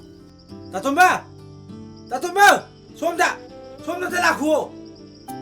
Somda. Kay layno pamsa. Kaisu leiteda yamba nungsidana sum kawbuni. Se masam pasal. ꯇꯥꯇꯣꯝꯕ ꯑꯩꯈꯣꯏ ꯄꯥꯕꯨꯡ ꯅꯕꯥꯅꯤ ꯌꯨ ꯊꯛꯄꯗꯣ ꯉꯁꯤꯗꯒꯤ ꯇꯣꯛꯑꯣꯀꯣ. ꯄꯝꯁꯥ ꯅꯪ ꯋꯥꯔꯧ ꯌꯥꯗꯦ. ꯑꯩ ꯄꯥꯏꯔꯣꯏꯒꯦꯀꯣ. ꯀꯩꯗꯧꯔꯒꯦ ꯇꯥꯇꯣꯝꯕ ꯅꯪ ꯅꯨꯡꯁꯤꯕꯒꯤ ꯁꯨꯝ ꯄꯥꯏꯌꯣ ꯍꯥꯏꯔꯒ ꯅꯌꯥꯝꯕꯁꯦ ꯍꯛꯆꯥꯡ ꯈꯤꯇꯪ ꯅꯨꯡꯉꯥꯏꯇ ꯇꯧꯅꯦꯕ. ꯑꯩ ꯄꯥꯏꯔꯣꯏꯒꯦꯕ. ꯅꯍꯥꯟꯒꯤ ꯆꯦꯡꯗꯨꯒꯤ ꯃꯊꯧ ꯇꯧꯔꯛꯄ ꯑꯣꯏꯔꯝꯅꯤꯅꯦ. ꯅꯠꯇꯦ ꯑꯃꯗꯨꯅ ꯍꯤꯗꯥꯛ ꯊꯛꯑꯅꯨ ꯀꯥꯏꯅꯒ ꯍꯥꯏꯔꯝꯕ꯭ꯔꯕ? ꯍꯥꯏꯔꯝꯗꯦ ꯀꯩꯅꯣ ꯃꯤ ꯃꯃꯥꯡꯁꯤꯗ. ꯑꯣ ꯏꯕꯨꯡꯉꯣ ꯂꯣꯏꯅ ꯇꯥꯔꯤ. ꯃꯥꯅ ꯍꯥꯏꯗꯅ ꯂꯣꯏꯅ. ꯄꯝꯁꯥ ꯅꯪꯒꯤꯗꯤ ꯀꯩꯗꯧꯋꯦ ꯍꯥꯏꯅꯣ ꯑꯗꯨꯕꯨ ꯑꯩꯈꯣꯏ ꯃꯆꯦꯟ ꯆꯞ ꯃꯥꯟꯅꯕꯗꯨꯕꯨ. ꯁꯤ ꯄꯩꯁꯟꯗ ꯌꯥꯔꯣ. ꯁꯦ ꯄꯥꯏꯁꯜꯂꯣꯕ. ꯑꯗꯨꯗꯤ ꯁꯔꯥꯁꯜꯂꯒꯦ. ꯂꯥꯎꯔꯒꯦ. ꯂꯣꯏ ꯂꯥꯎꯔꯒꯦ ꯇꯥꯅꯕ. ꯑꯁ ꯄꯦꯜꯂꯦ ꯅꯨꯄꯥ ꯃꯆꯥ ꯅꯪꯒꯤꯗꯤ. ꯄꯥꯏꯁꯜꯂꯣ. ꯀꯩ ꯍꯥꯏꯅꯣ?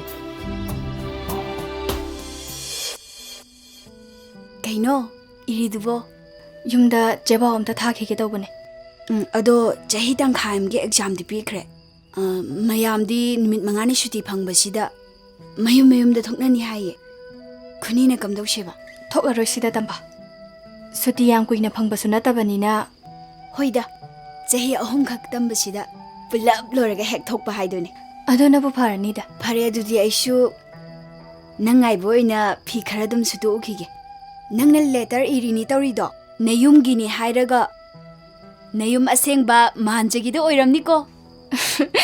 ꯅꯠꯇꯦꯍꯦ ꯇꯝꯕ. ꯁꯤꯗ ꯍꯦꯛ ꯂꯥꯛꯈꯤꯕꯗꯒꯤꯅꯦ ꯃꯥꯏ ꯋꯥꯈꯜꯒ ꯂꯣꯏ ꯀꯥꯎꯈ꯭ꯔꯦꯗ. ꯃꯌꯨꯝꯒ ꯄꯥꯜꯂꯝꯕ꯭ꯔꯥ ꯈꯪꯄꯣꯠꯇꯦ. ꯑꯗꯨꯗꯤ ꯍꯦꯃꯟꯗ꯭ꯔꯣ? ꯆꯍꯤ 3ꯈꯛ ꯉꯥꯏꯕꯗꯨꯗ. ꯍꯣ ꯑꯩꯈꯣꯏꯒꯤꯗꯤꯅꯦ ꯆꯍꯤ 5 ꯑꯗꯨꯝ ꯉꯥꯏꯒꯦ ꯍꯥꯏꯌꯦ. ꯍꯣ ꯅꯪꯒꯤꯗꯤꯅꯦ ꯍꯥꯏꯕꯨ ꯍꯥꯏꯅꯔꯝꯃꯤ.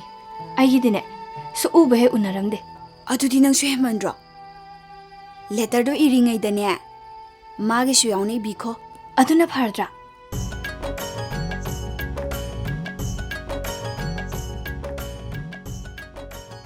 ꯀꯩꯅꯣꯝꯇ ꯍꯪꯖꯒꯦꯕ. ꯀꯩ ꯑꯣꯏꯔꯕꯅꯣ? ꯅꯤꯉꯣꯝꯒꯤ ꯑꯃꯨꯛꯈꯣꯏꯒꯤ ꯌꯨꯝꯁꯤꯕꯨ ꯌꯨꯝꯕꯨꯗꯤ ꯁꯤ ꯂꯩ. ꯀꯩ ꯑꯣꯏꯔꯕꯅꯣ? ꯆꯦꯕꯥꯎ ꯑꯃ ꯊꯥꯔꯛꯄ. ꯌꯥꯅꯤ ꯑꯩꯉꯣꯟꯗ ꯄꯤꯕꯤꯔꯝꯃꯣ. ꯑꯩ ꯃꯣꯏ ꯃꯤꯅꯤ.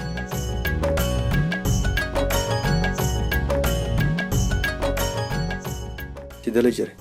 ꯈꯣꯏ ꯑꯃꯇꯪ ꯍꯣꯏ ꯌꯥꯅꯤ. ꯐꯪꯉꯤ ꯍꯥꯏꯕꯒꯤ.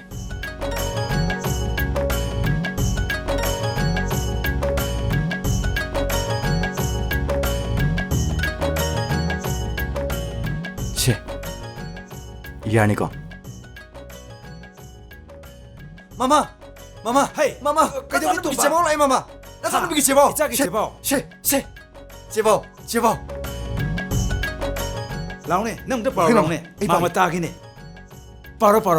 가리 하게, 아무도 바로. 마마, 이 빠게 고 마마. 바로네. Pabung, chahi gi exam su loikre. Ta tombadi lakhidrabo. Ai shu numit mangani off lay. Tholake na khalambane. Atu thokla aroige. Chathok chasin gi selo adon hai thokla aroige. Pabung, ai soidana mai pa kani na khale. Pabung gi mai chop tanaba ai kan honage. Pabung na mamangda tharakpa sel singdo loi loikre.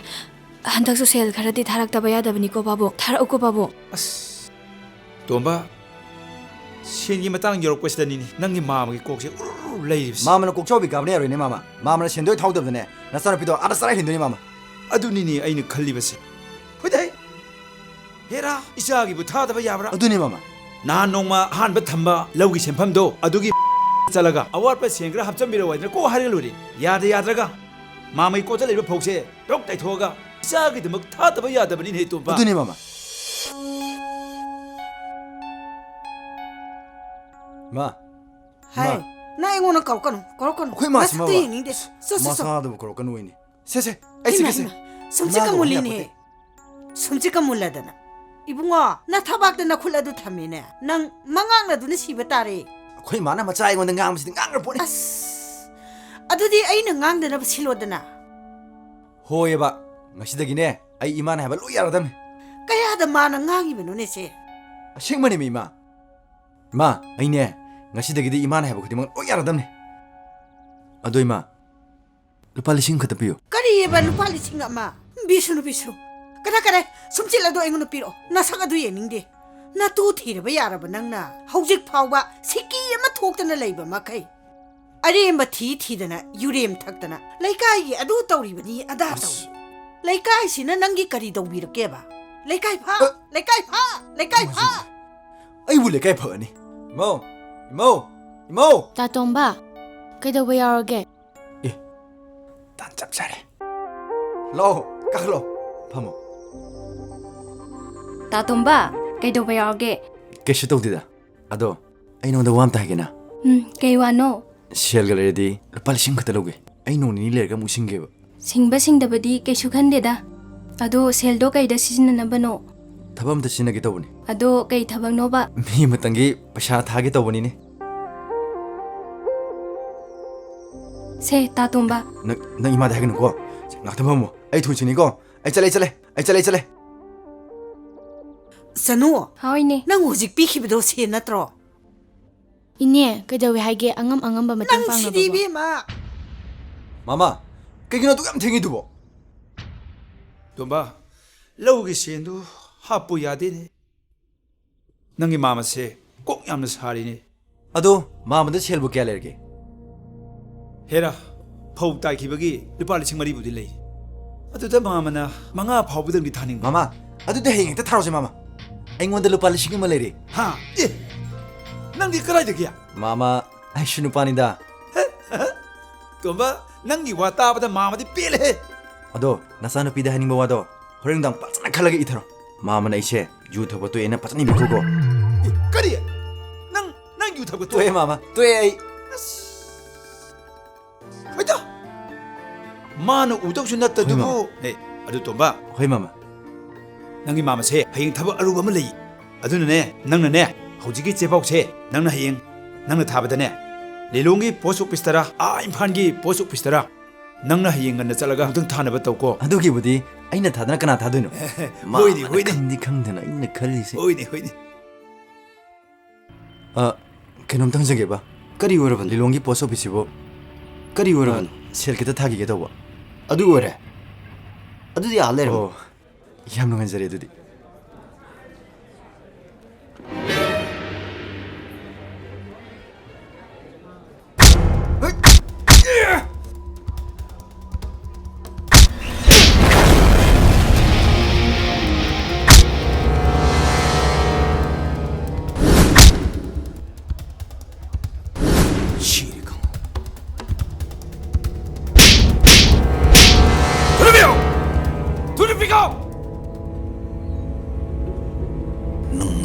ꯅꯪꯉꯣꯟ ꯇꯧꯔꯕꯁꯤ ꯅꯈꯨꯠ ꯅꯈꯣꯡ ꯆꯨꯊꯤꯒꯗꯕꯅꯤ ꯆꯠꯂꯣ ꯇꯥꯃꯣ ꯉꯁꯤꯁꯦ ꯅꯅꯥꯎ ꯇꯥꯃꯣꯒ ꯊꯦꯡꯅꯔꯝꯗ꯭ꯔꯕꯗꯤ ꯅꯅꯥꯎ ꯄꯨꯟꯁꯤ ꯑꯋꯥꯐꯝ ꯇꯥꯔꯝꯕꯁꯨ ꯌꯥꯏ ꯀꯩꯁꯨ ꯈꯜꯂꯨꯅꯨꯗ ꯇꯥꯃꯣꯕꯨ ꯄꯨꯟꯁꯤꯒꯤ ꯀꯧꯖꯔꯣꯏ ꯇꯥꯃꯣ ꯅꯪꯕꯨ ꯎꯒꯤꯒꯨꯝꯁꯨ ꯇꯧꯔꯦ ꯀꯩ ꯂꯝꯗꯩꯅꯣ ꯇꯥꯃꯣ ꯑꯩ ꯕꯥꯖꯤ ꯈꯨꯟꯗꯒꯤꯅꯤ ꯉꯥꯏꯈꯣꯅꯦ ꯕꯥꯖꯤ ꯈꯨꯜꯒꯤ ꯀꯅꯥꯏ ꯃꯆꯥꯅꯣꯅꯦ ꯄꯥꯕꯨꯡꯗꯤ ꯂꯩꯈꯤꯗ꯭ꯔꯦ ꯏꯃꯥꯒꯤ ꯃꯤꯡꯗꯤ ꯅꯤꯡꯊꯧꯖꯝ ꯅꯨꯡꯁꯤ ꯀꯧꯏ ꯑꯣ ꯑꯩꯅ ꯎꯒꯤꯒꯨꯝ ꯇꯧꯏ ꯍꯥꯏꯗꯨꯅꯦꯕ ꯍꯦ ꯑꯗꯨꯗꯤ ꯅꯣꯏ ꯅꯥꯀꯟꯒꯤ ꯅꯇꯩꯃ ꯅꯨꯡꯁꯤꯕꯤꯗꯣ ꯑꯩꯒꯤ ꯏꯆꯟꯅꯨꯄꯤꯅꯤꯅꯦ ꯑꯗꯣ ꯑꯣ ꯈꯪꯉꯦ ꯇꯥꯃꯣ ꯑꯁ ꯅꯪꯗꯤ ꯌꯥꯝ ꯆꯥꯎꯔꯝꯃꯦꯅꯦ ꯑꯗꯣ ꯅꯪꯕꯨ ꯁꯤꯗ ꯀꯩꯗꯧꯕ ꯂꯥꯛꯑꯝꯃꯤꯅꯣ ꯇꯥꯃꯣ ꯑꯩ ꯑꯉꯥꯡ ꯑꯃꯒꯤ ꯄꯣꯁ ꯑꯣꯐꯤꯁꯇ ꯄꯣꯠ ꯑꯃ ꯊꯥꯒꯦ ꯇꯧꯔꯝꯕꯅꯤ ꯑꯣ ꯐꯔꯦ ꯐꯔꯦ ꯑꯗꯨꯗꯤ ꯅꯌꯥꯝꯕ ꯃꯇꯦꯡ ꯄꯥꯡꯕꯤꯔꯒꯦ ꯂꯥꯛꯑꯣ ꯂꯥꯛꯑꯣ ꯆꯠꯁꯤ ꯂꯥꯛꯑꯣ ꯍꯣꯏ ꯇꯥꯃꯣ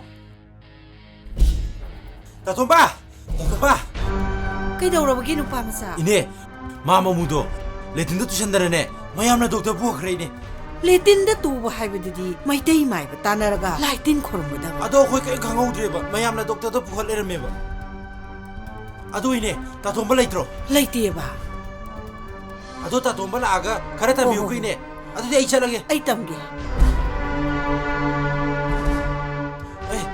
ꯇꯥꯊꯣꯝꯕ ꯀꯩꯗꯧꯔꯒꯦ ꯅꯪꯅ ꯉꯁꯥꯏ ꯊꯤꯁꯦ ꯅꯪ ꯀꯥꯏ ꯆꯠꯂꯨꯏꯅꯣ ꯑꯃꯗꯨꯒꯤ ꯄꯣꯁ ꯑꯣꯐꯤꯁꯇ ꯁꯦꯜ ꯊꯥ ꯆꯠꯂꯨꯕꯅꯤ ꯃꯥ ꯃꯃꯨꯗꯣ ꯂꯦꯇꯤꯟꯗ ꯇꯨꯁꯟꯗꯅꯅꯦ ꯍꯧꯖꯤꯛꯇ ꯗꯣꯛꯇꯔꯗ ꯄꯨꯈꯤꯗ ꯉꯥꯏꯔꯤꯌꯦ ꯑꯁꯦꯡꯕꯔꯣ ꯍꯥꯏꯁꯤꯕꯣ ꯑꯁꯦꯡꯕꯅꯦ ꯑꯗꯨ ꯆꯠꯂꯣ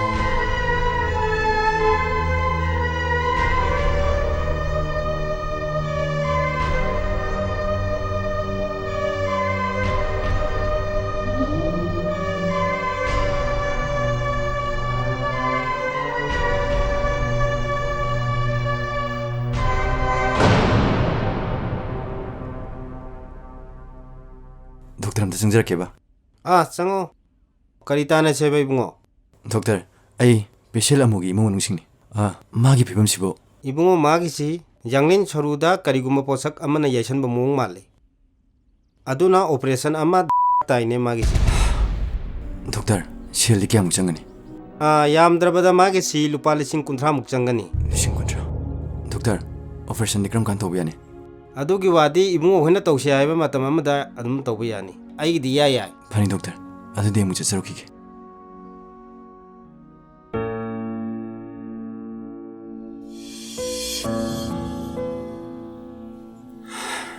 ꯑꯁꯨꯛ ꯌꯥꯝꯕ ꯁꯦꯜꯁꯤꯕꯨ ꯑꯩꯅ ꯀꯗꯥꯏꯗꯒꯤ ꯂꯧꯔꯛꯀꯅꯤ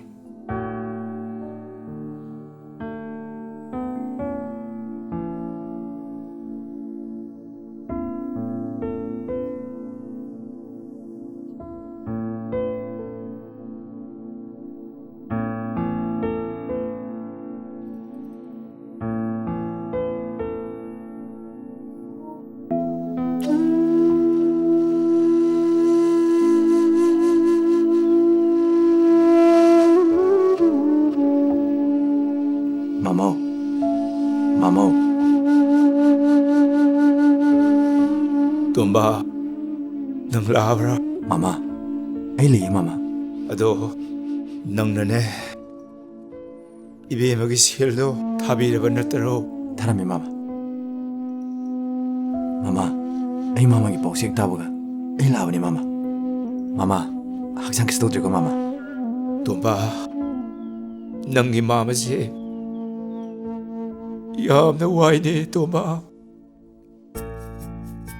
ꯅꯍꯥꯟ ꯃꯈꯩꯒ ꯏꯃꯥꯟ ꯃꯥꯟꯅꯗꯦꯅꯦ ꯇꯣꯝꯕ ꯃꯥꯃꯥ ꯃꯥꯃꯥ ꯀꯩꯁꯨ ꯈꯟꯒꯅꯨ ꯑꯩ ꯍꯧꯖꯤꯛꯇꯅꯦ ꯗꯣꯛꯇꯔꯒꯤ ꯃꯅꯥꯛꯇ ꯆꯪꯉꯨꯕꯅꯦ ꯃꯥꯃꯥ ꯗꯣꯛꯇꯔꯅ ꯀꯩꯁꯨ ꯇꯧꯔꯣꯏ ꯍꯥꯏꯌꯦ ꯃꯥꯃꯥ ꯌꯥꯝꯅ ꯋꯥꯏꯌꯦ ꯇꯣꯝꯕ ꯑꯩ ꯅꯍꯥꯟ ꯃꯈꯩꯒ ꯃꯥꯟꯅꯗꯦ ꯇꯣꯝꯕ ꯃꯥꯃꯥ ꯑꯗꯨꯗꯤ ꯗꯣꯛꯇꯔ ꯀꯧꯒꯦꯀꯣ ꯃꯥꯃꯥ ꯇꯣꯝꯕ ꯇꯣꯝꯕ ꯆꯠꯂꯨꯔꯅꯨ ꯃꯥꯃꯁꯦ ꯑꯔꯣꯏꯕ ꯍꯥꯏꯕ ꯃꯇꯝ ꯑꯗꯨ ꯌꯧꯔꯛꯂ ꯃꯥꯜꯂꯦ ꯃꯥꯃꯥ ꯑꯗꯨꯅꯅꯦ ꯅꯪ ꯃꯥꯃꯅꯅꯦ ꯅꯪꯉꯣꯟꯗ ꯋꯥ ꯑꯃꯇꯪꯗꯤ ꯁꯤꯟꯅꯔꯝꯒꯦ ꯃꯥꯃꯥ ꯅꯆꯟꯅꯨꯄꯤꯗꯣ ꯃꯥꯅ ꯄꯥꯝꯖꯕ ꯂꯝꯕꯤ ꯑꯗꯨꯗ ꯆꯠꯈꯤꯕ ꯈꯣꯡꯆꯠ ꯑꯗꯨꯗꯗꯤ ꯂꯣꯏꯗ꯭ꯔꯤꯕ ꯐꯥꯎꯕ ꯀꯔꯤꯒꯨꯝꯕ ꯑꯩꯅ ꯈꯨꯗꯤ ꯀꯨꯔꯥꯝ ꯊꯣꯛꯈ꯭ꯔꯕꯁꯨ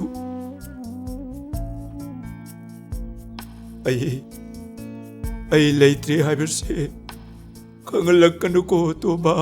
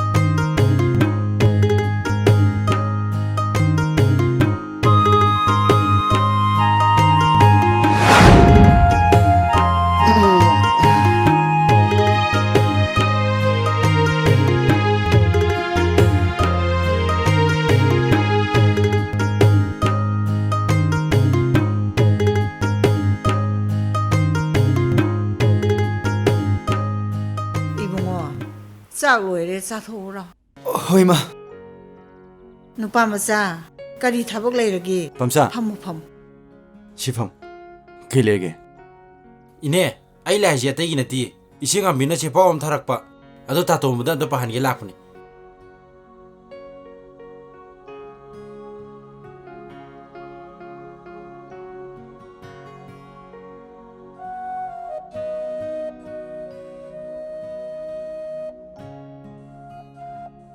마 ꯉꯝꯕꯤꯁꯦ ꯑꯦꯛꯖꯥꯝ ꯂꯣꯏꯔꯦ ꯉꯁꯤ ꯅꯣꯡꯅꯤꯁꯤꯗ ꯊꯣꯛꯂꯛꯑꯅꯤ ꯁꯦꯜ ꯈꯔ ꯊꯥꯔꯛꯑꯣ ꯍꯥꯏꯕ 이씨 이마기 똥바 마 ꯑꯗꯨꯗꯤ ꯀꯔꯝ ꯍꯥꯏꯅ ꯇꯧꯅꯤ 마 ꯁꯦꯜꯒꯤꯗꯤ ꯑꯩꯅ ꯍꯥꯟꯅ ꯁꯨꯔꯨꯕꯒꯤ ꯁꯦꯜ ꯈꯔꯁꯨ ꯂꯩꯔꯕꯅꯤ ꯑꯗꯣ ꯉꯁꯤꯒꯤꯁꯦ ꯄꯨꯟꯁꯤꯜꯂꯒ ꯊꯥꯈ꯭ꯔꯒꯦ ꯐꯔꯦ ꯐꯔꯦ 이붕어 ꯑꯗꯣ 이붕어 이마 와 하이게 ꯀꯩ ꯋꯥꯅꯣ 이마 ꯅꯪꯅ ꯇꯧꯔꯤꯕ ꯊꯕꯛ ꯑꯗꯣ 이마 야닝디 마 ꯑꯩꯕꯨ ꯀꯩꯗꯧꯔꯒꯦ ꯅꯪꯒꯤ ꯃꯥꯃ ꯑꯃꯨ ꯂꯩꯇꯦ ꯍꯥꯏꯕ ꯃꯆꯥꯅꯨꯄꯤ ꯈꯪꯍꯟꯗꯕꯁꯦ ꯏꯃꯥ ꯌꯥꯅꯤꯡꯗꯦ 마 마마무드나 마마무나 ꯑꯩꯈꯣꯏ ꯄꯨꯝꯅꯃꯛꯄꯨ ꯆꯠꯂꯝꯗꯥꯏ ꯃꯤꯀꯞꯇꯨꯗ ꯑꯩꯉꯣꯟꯗ ꯁꯤꯡꯅꯔꯝꯕꯁꯤꯡꯗꯣ ꯃꯗꯨ ꯄꯥꯡꯊꯣꯛꯆꯕꯅꯤ ꯏꯃꯥ ꯃꯗꯨꯒꯤ ꯑꯐ ꯐꯠꯇ ꯄꯨꯝꯅꯃꯛꯇꯨꯗꯤ ꯅꯁꯥꯒꯤ ꯂꯥꯏꯕꯛꯀꯤ ꯋꯥꯅꯤ ꯏꯃꯥ ꯐꯔꯦ ꯐꯔꯦ ꯅꯪꯅ ꯑꯗꯨꯝꯅ ꯈꯜꯂꯕꯅꯤꯅ ꯐꯔꯦ ꯏꯃꯥ ꯀꯔꯤꯃꯠꯇ ꯈꯟꯗꯦ ꯌꯦꯡꯉꯣꯏ ꯑꯗꯣ 이마나 ꯆꯥꯛ 이싱 ꯂꯣꯏꯔꯦ ꯅꯨꯄꯥ ꯃꯆꯥ 이네 ꯆꯥꯛ ꯆꯥꯛꯈꯣ ꯑꯃꯇ ꯑꯣꯏꯔꯁꯨ 이네 ꯆꯥꯊꯣꯛꯃꯤꯟꯅꯔꯣ ꯂꯥꯛꯑꯣ ꯄꯝꯆꯥ ꯂꯥꯛꯑꯣ ꯊꯛꯆꯥꯁꯤ ꯂꯥꯛꯑꯣ ꯂꯥꯛꯑꯣ ꯂꯥꯛꯑꯣ ꯂꯥꯛꯑꯣ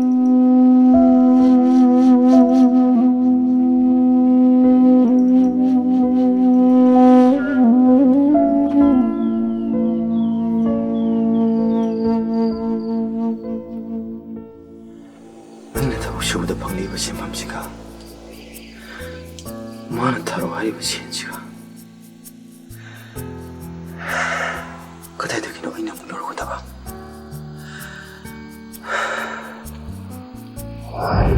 이붕어나 와락라고 마tamda 내 한번 닝심을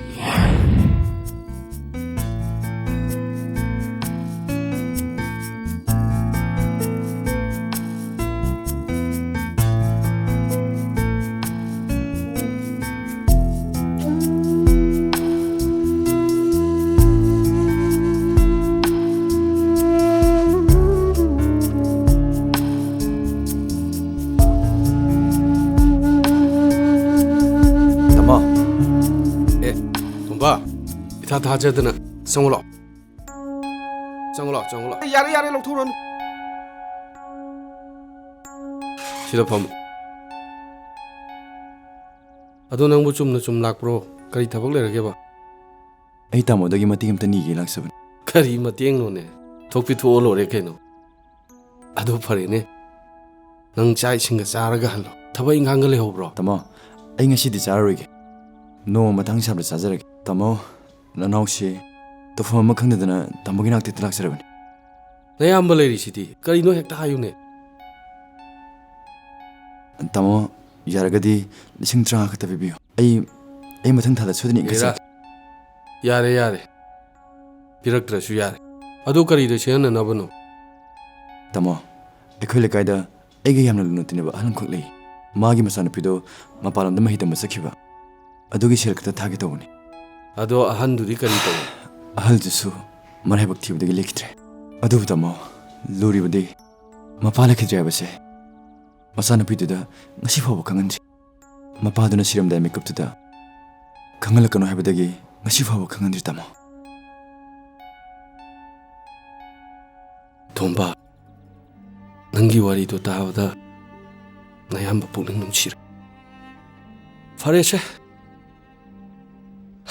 ꯈꯜꯂꯨꯔꯅꯨ ꯑꯩ ꯁꯦꯜ ꯂꯧꯊꯣꯛꯎꯒꯦ ꯅꯪ ꯁꯦꯡꯉꯝꯃꯣ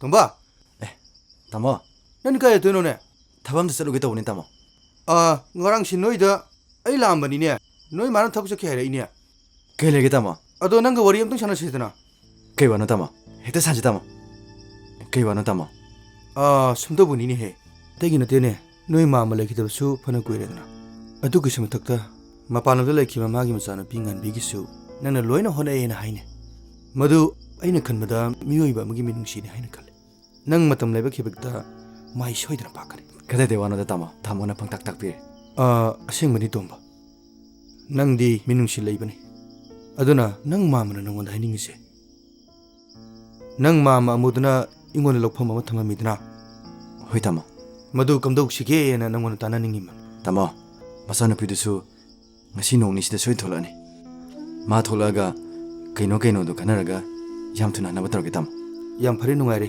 ꯏꯕꯨꯡꯉꯣ ꯑꯝꯇ ꯁꯤꯜꯂꯛꯎꯀꯣ ꯍꯣꯏ ꯇꯥꯃꯣ ꯑꯗꯨꯗꯤ ꯑꯩ ꯑꯃꯨꯛ ꯆꯠꯆꯔꯒꯦ ꯇꯥꯃꯣ ꯐꯔꯦ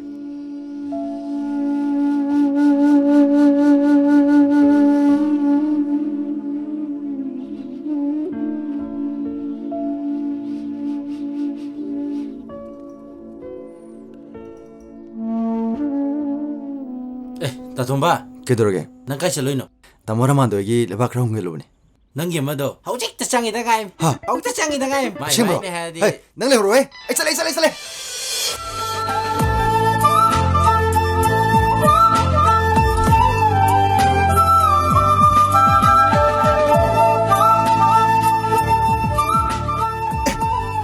ꯃꯃꯥ ꯋꯥꯔꯧ ꯌꯥꯗꯦꯀꯣ ꯃꯃꯥ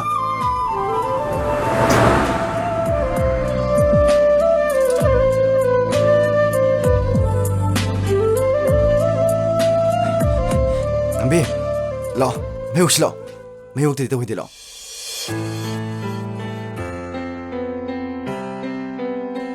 ꯂꯥꯛꯑꯣ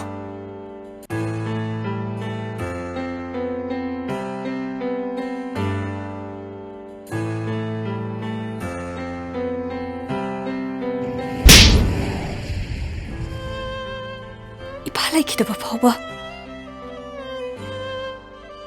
ꯑꯩꯒꯤ ꯏꯐꯝꯗ ꯀꯔꯤꯃꯠꯇ ꯇꯥꯛꯇꯕ ꯍꯥꯏꯕꯁꯦ ꯑꯩꯈꯣꯏꯒꯤ ꯏꯔꯅꯤꯊꯨꯝ ꯄꯨꯝꯅꯃꯛꯄꯨ ꯅꯪꯅ ꯄꯥꯝꯕꯒꯤ ꯏꯄꯥꯕꯨ ꯅꯪꯅ ꯍꯥꯠꯄꯅꯦ ꯅꯪꯗꯤ ꯃꯤ ꯅꯠꯇꯤꯌꯦ ꯁꯥꯅꯦ ꯁꯥ ꯆꯠꯂꯣ ꯅꯪꯕꯨ ꯑꯩꯅ ꯀꯩꯗꯧꯔꯛꯄ ꯉꯝꯒꯦ ꯍꯥꯏꯕꯁꯦ ꯅꯪ ꯈꯪꯒꯅꯤ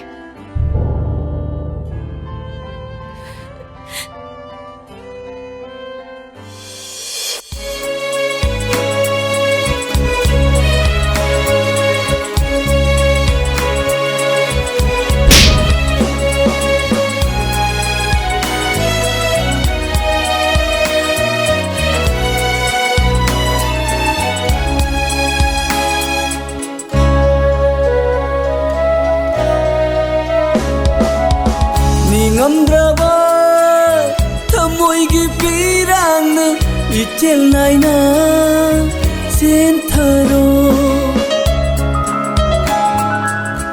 ꯅꯤꯡꯉꯝꯗ꯭ꯔꯕ ꯊꯃꯣꯏꯒꯤ ꯄꯤꯔꯥꯡꯅ 이tel 나이나 젠타로 낭부 뭉시루바기 마하이라 이까이 피루 쿵할리바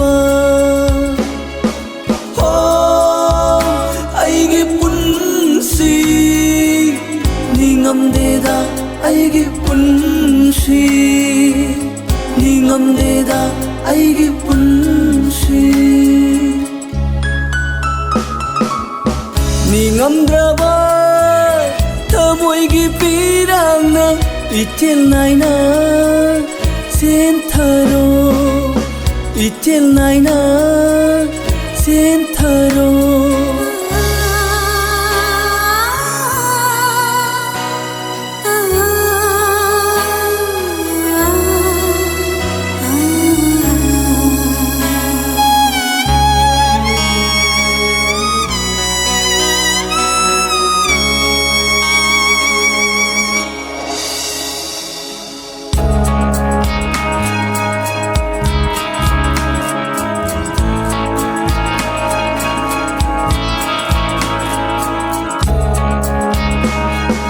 Nanggita khanduna hinglakpani asukkuiba matam ase Nanggita khanduna hinglakpani asukkuiba matam ase Isyagi oiba thadokduna minok maisha 칸두나 농주농사 각다나 농주농사 각다나 닝엄드라바 더모이기 비랑나 이텔 나이나 센터로 이텔 나이나 센터로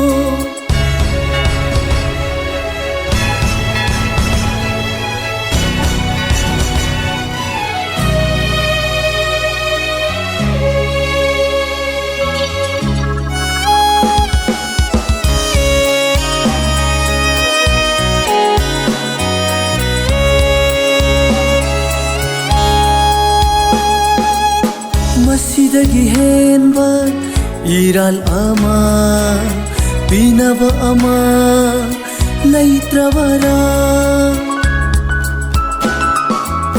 Masidagi henba iral ama binaba ama laitravara Pirat upiningba iral sing haraw na lauge Kali aina Nangbu nungsirubagi mahai oina Nangbu pamjarubagi mahai oina Ningamdraba Thamoigi pirangna itel naina Sentaro Nangbu nungsirubagi mahaira ikai firu kumhalliba oh aigi punsi ningamdeda aigi punsi ningamdeda aigi punsi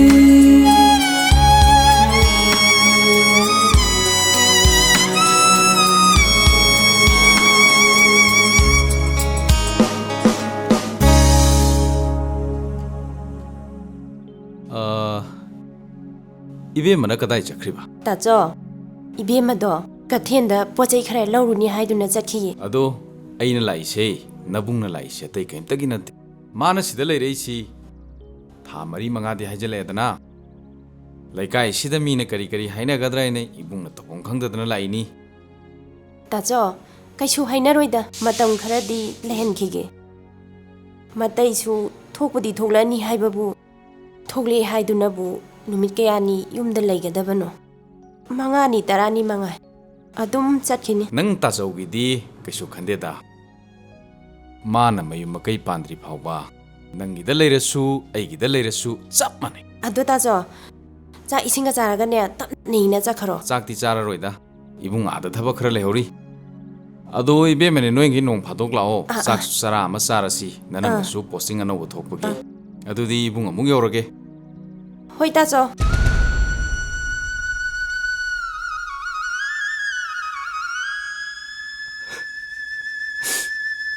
Mama.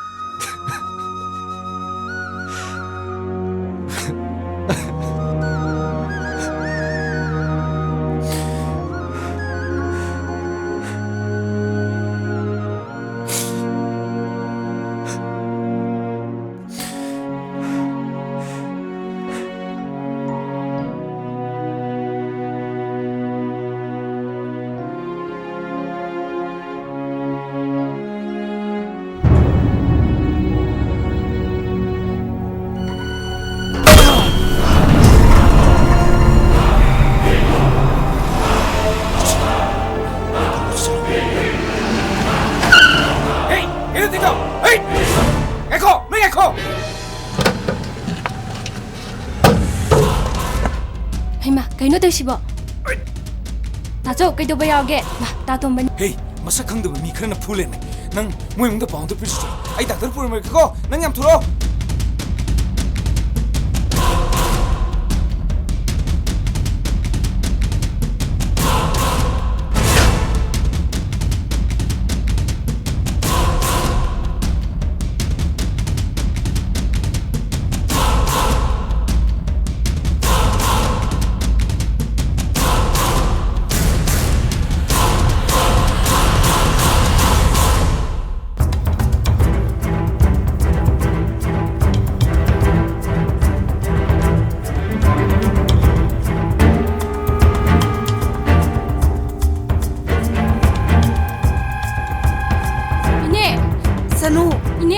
ꯀꯩꯗꯧꯕ ꯌꯥꯎꯒꯦ ꯅꯪꯅ ꯐꯤꯅ ꯆꯦꯜꯂꯩꯗꯨꯕꯣ? ꯇꯥꯇꯣꯝꯕꯗꯣ ꯃꯁꯛ ꯈꯪꯗꯕ ꯃꯤꯑꯣꯏ ꯈꯔꯅ ꯐꯨꯔꯝꯕꯗꯩ ꯍꯣꯁꯄꯤꯇꯥꯜꯗ ꯄꯨꯈꯠꯈ꯭ꯔꯦ ꯏꯅꯦ. ꯇꯣꯝꯕ!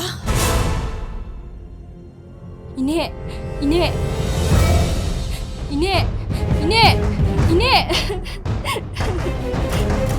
ꯏꯅꯦ, ꯏꯅꯦ, ꯏꯅꯦ, ꯏꯅꯦ.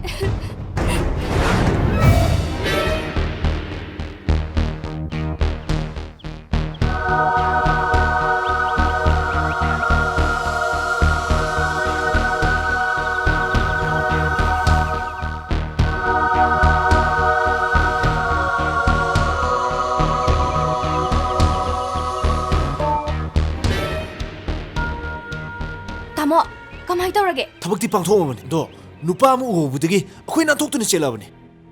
ꯑꯗꯣ ꯅꯪꯒꯤ ꯑꯅꯤꯡꯕ ꯑꯄꯥꯝꯕꯗꯤ ꯑꯩꯈꯣꯏ ꯁꯣꯏꯗꯅ ꯊꯨꯡꯍꯟꯒꯅꯤ. ꯑꯗꯣ ꯐꯔꯦꯁꯦ, ꯉꯁꯤꯗꯤ ꯅꯪ ꯆꯠꯈ꯭ꯔꯣ. ꯑꯗꯣ ꯉꯁꯤ ꯅꯣꯡ ꯅꯤꯅꯤ ꯂꯩꯔꯒꯅꯦ ꯑꯩꯈꯣꯏ ꯊꯦꯡꯅꯁꯤꯀꯣ. ꯑꯩꯈꯣꯏ ꯆꯠꯂꯒꯦꯀꯣ. ꯆꯠꯂꯦ ꯆꯠꯂꯦ ꯆꯠꯂꯦ.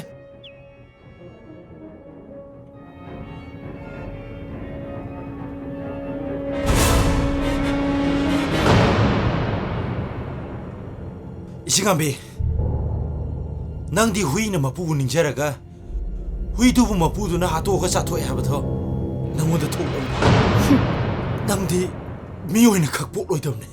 미오이ꯕꯅ ꯍꯤꯡꯂꯤꯁꯦ ꯃꯁꯥ ꯃꯁꯥꯒꯤ ꯑꯅꯤꯡꯕ ꯑꯄꯥꯝꯕ ꯑꯃꯃꯝꯒꯤꯅꯤ. ꯑꯗꯨꯅ ꯑꯩꯁꯨ ꯑꯅꯤꯡꯕ ꯑꯄꯥꯝꯕ ꯑꯃꯒꯤ니. 그래, 아이기 람비 타도.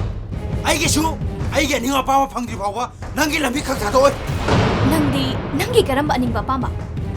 낭 뭐할까?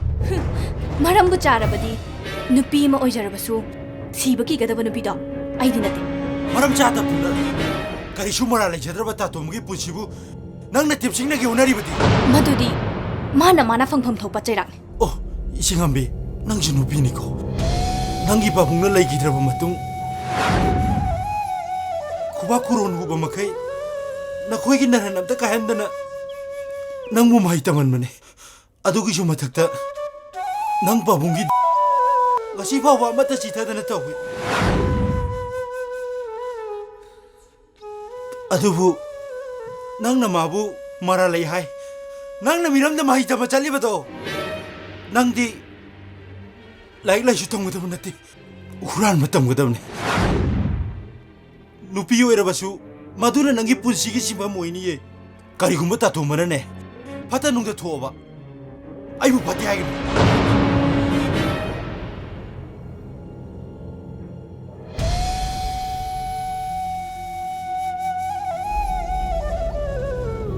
ꯀꯔꯤꯅꯣ ꯑꯩꯅ ꯈꯜꯂꯨꯔꯤ ꯋꯥꯈꯜꯁꯤꯕꯣ ꯑꯩꯕꯨ ꯃꯥꯒꯤ ꯃꯅꯥꯛꯇ ꯆꯠꯂꯒ ꯑꯩꯒꯤ ꯏꯔꯥꯜꯁꯦ ꯑꯃꯨꯛꯇ ꯉꯥꯛꯄꯤꯌꯨ ꯍꯥꯏꯖꯔꯨꯕꯅ ꯐꯒꯗ꯭ꯔꯥ ꯊꯤꯃ ꯑꯩꯈꯣꯏ ꯃꯥꯗꯨꯕꯨ ꯍꯣꯁꯄꯤꯇꯥꯜꯗ ꯂꯥꯛꯇꯤꯁꯤꯕꯨ ꯀꯩꯗꯧꯕ ꯌꯥꯎꯒꯦ ꯏꯅꯦꯗꯣ ꯑꯍꯟꯒ ꯑꯣꯏꯁꯜꯂꯛꯄꯁꯤꯗ ꯅꯪꯒꯤ ꯄꯥꯎ ꯇꯥꯕꯗ ꯃꯊ꯭ꯋꯥꯏ ꯅꯨꯡꯉꯥꯏꯔꯣꯏ ꯍꯥꯏꯗꯨꯅ ꯑꯩꯈꯣꯏꯅ ꯍꯥꯏꯗꯕꯅꯤ ꯇꯥꯇꯣꯝꯕ ꯄꯝꯆꯥ ꯂꯥꯎ ꯑꯩꯁꯨ ꯂꯥꯛꯏ ꯅꯪ ꯂꯥꯛꯄ ꯌꯥꯝ ꯐꯔꯦ ꯑꯩꯁꯦ ꯍꯟꯅꯅꯕ ꯑꯃꯨꯛ ꯇꯧꯔꯒꯦ ꯅꯪ ꯑꯃꯨꯛ ꯁꯪꯍꯧꯔꯣꯀꯣ ꯍꯣꯏ ꯇꯩꯃ ꯑꯩ ꯉꯝꯅꯕ ꯑꯗꯨꯝ ꯇꯧꯔꯒꯦ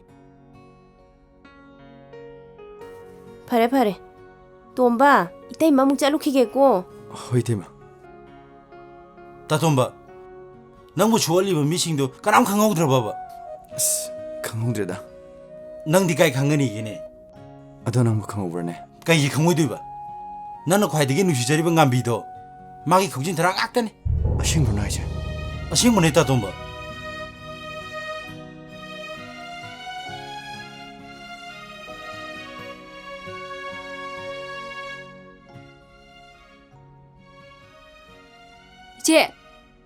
ꯏꯆꯦ ꯇꯥꯇꯣꯝꯕꯗꯣ ꯀꯃꯥꯏ ꯇꯧꯍꯧꯔꯒꯦ ꯏꯆꯦ ꯀꯩꯁꯨ ꯊꯣꯏꯗꯣꯛꯄ ꯇꯧꯔꯔꯣꯏꯗ ꯅꯪꯅꯅꯦ ꯄꯨꯡꯄꯥꯗ ꯄꯥꯈꯠꯄꯁꯤꯅꯅꯦ ꯑꯗꯣ ꯑꯩꯅ ꯍꯜꯂꯛꯄꯗ ꯄꯥꯎ ꯑꯃ ꯇꯥꯏꯅꯦ ꯀꯔꯤ ꯄꯥꯎꯅꯣ ꯏꯆꯦ 이붕어 ꯇꯣꯝꯕ ꯁꯣꯛꯍꯜꯂꯤꯕꯗꯣ ꯉꯥꯟꯕꯤꯅꯅꯤ ꯍꯥꯏꯅꯦ ꯑꯗꯨꯏ ꯅꯨꯄꯤꯗꯣ ꯇꯧꯅꯤꯌꯦ ꯏꯆꯦ ꯃꯥꯒꯤꯗꯃꯛꯇ ꯇꯥꯇꯣꯝꯕꯅ ꯑꯗꯨꯛ ꯆꯥꯎꯅ ꯃꯇꯦꯡ ꯄꯥꯡꯉꯒ ꯅꯣꯏ ꯂꯩꯀꯥꯏꯁꯤꯕꯨ ꯂꯩꯀꯥꯏ ꯄꯥꯟꯗꯕ꯭ꯔꯣ ꯏꯆꯦ ꯃꯀꯣꯛ ꯃꯔꯨꯗꯣ ꯁꯦꯛꯅꯥꯟ ꯀꯣꯛꯊꯣꯛꯑꯒ ꯂꯝꯖꯥꯎ ꯁꯣꯛꯇ ꯆꯠꯍꯟꯒꯗꯕꯅꯦ ꯏꯆꯦ ꯃꯗꯣ ꯑꯩꯈꯣꯏꯅ ꯍꯥꯏꯔꯨꯕ ꯌꯥꯕ ꯅꯠꯇꯦ ꯑꯗꯨꯒꯤ ꯁꯔꯨꯛꯄꯨꯗꯤ ꯏꯅꯦꯒꯤ ꯑꯋꯥꯠ ꯑꯄꯥ ꯈꯔ ꯌꯦꯡꯁꯜꯂꯨꯁꯦ ꯑꯗꯣ ꯇꯥꯇꯣꯝꯕꯕꯨ ꯏꯅꯦ ꯂꯩꯈꯤꯗ꯭ꯔꯦ ꯈꯪꯍꯧꯕ꯭ꯔꯣ ꯏꯆꯦ ꯍꯧꯖꯤꯛ ꯐꯥꯎꯕꯗꯤ ꯈꯪꯍꯧꯗ꯭ꯔꯤꯕ ꯃꯥꯜꯂꯦ ꯂꯥꯛꯑꯣ ꯂꯥꯛꯑꯣ ꯆꯥꯛ ꯆꯈꯣꯝ ꯑꯃ ꯆꯥꯔꯒꯅꯦ ꯆꯠꯂꯨꯔꯁꯤ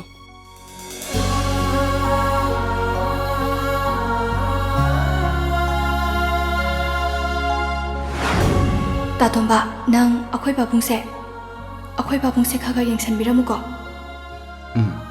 ꯌꯦꯡꯁꯤꯟꯒꯦ ꯑꯗꯣ ꯑꯩꯈꯣꯏ ꯄꯥꯕꯨꯡ ꯅꯕꯥꯅꯤ ꯌꯨ ꯊꯛꯄꯗꯣ ꯉꯁꯤꯗꯒꯤ ꯇꯣꯛꯑꯣꯀꯣ ꯑꯗꯨꯒꯤꯗꯤ ꯉꯁꯤꯗꯒꯤ ꯇꯣꯛꯑꯗꯕꯅꯤ ꯂꯥꯛꯑꯣ ꯆꯠꯅꯕ ꯇꯧꯔꯣ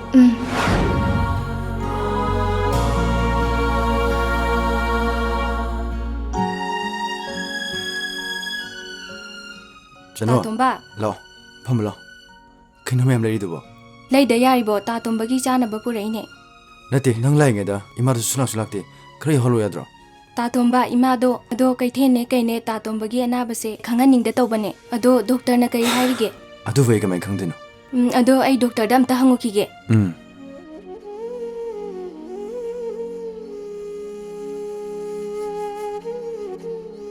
ꯅꯪ ꯂꯥꯛꯑꯝꯃꯤꯕ꯭ꯔꯥ ꯍꯣꯏ ꯇꯥꯆꯧ ꯑꯗꯨ ꯏꯅꯦ ꯑꯁꯪꯕꯤꯒꯤ ꯂꯥꯟꯅ ꯊꯧꯔꯝꯗꯨꯕꯨ ꯍꯌꯦꯡ ꯅꯠꯇ꯭ꯔꯣ ꯃꯥꯅꯦ ꯇꯥꯆꯧ ꯑꯗꯣ ꯇꯥꯆꯧ ꯇꯥꯇꯣꯝꯗꯗꯤ ꯃꯃꯥ ꯂꯩꯇꯦ ꯍꯥꯏꯕꯗꯣ ꯈꯪꯍꯟꯒꯅꯨꯀꯣ ꯑꯗꯣ ꯇꯥꯆꯧ ꯗꯣꯛꯇꯔꯅꯕꯨ ꯀꯔꯝ ꯀꯥꯟꯗ ꯆꯠꯂꯣ ꯍꯥꯏꯔꯤꯒꯦ ꯉꯁꯤ ꯆꯠꯄ ꯌꯥꯔꯅꯦꯅ ꯍꯥꯏꯔꯦ ꯅꯪꯅꯦ ꯍꯣꯇꯦꯜ ꯏꯅꯦ ꯍꯣꯏꯗ ꯇꯤꯐꯤꯟ ꯊꯝꯃꯝꯕꯗꯣ ꯅꯝꯇ ꯂꯧꯁꯜꯆꯣ ꯆꯠꯂꯣ ꯍꯣꯏ ꯇꯥꯆꯧ ꯑꯩꯅꯦ ꯐꯥꯔꯃꯥꯁꯤꯒꯤ ꯁꯦꯜ ꯊꯨꯝꯁꯤꯡꯗꯣ ꯑꯝꯇ ꯁꯤꯟꯇꯣꯛꯑꯒꯦ ꯈꯪꯉꯕ꯭ꯔꯥ ꯍꯣꯏ ꯑꯝꯇ ꯂꯧꯁꯜꯆꯣꯀꯣ ꯍꯣꯏ ꯇꯥꯆꯧ. ꯆꯠꯂꯣ ꯀꯥꯏ ꯆꯠꯈ꯭ꯔꯖꯥꯠꯅꯣ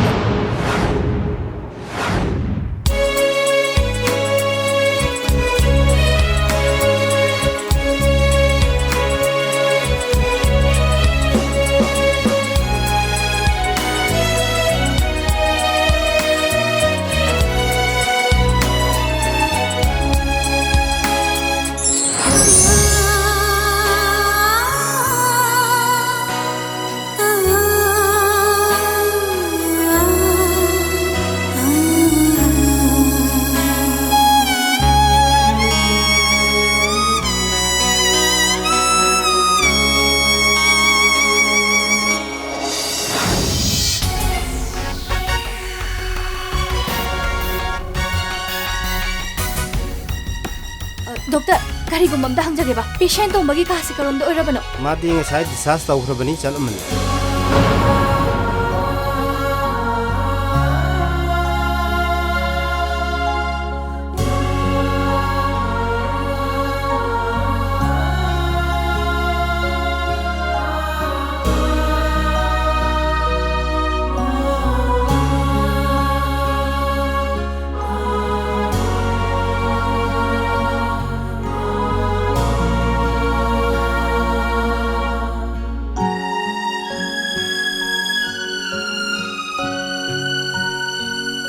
ꯇꯥꯇꯣꯝꯕ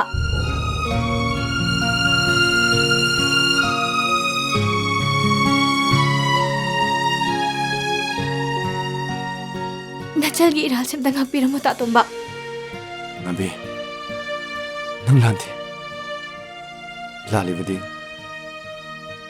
ꯂꯩꯀꯥꯏ ꯐꯛꯎꯔꯨꯕꯒꯤ ꯏꯔꯥꯟꯅꯤ ꯑꯩꯅ ꯅꯪꯒꯤ ꯁꯨꯃꯥꯡꯗ ꯊꯥꯔꯨꯕ ꯈꯛꯇꯅꯤ ꯉꯥꯟꯕꯤ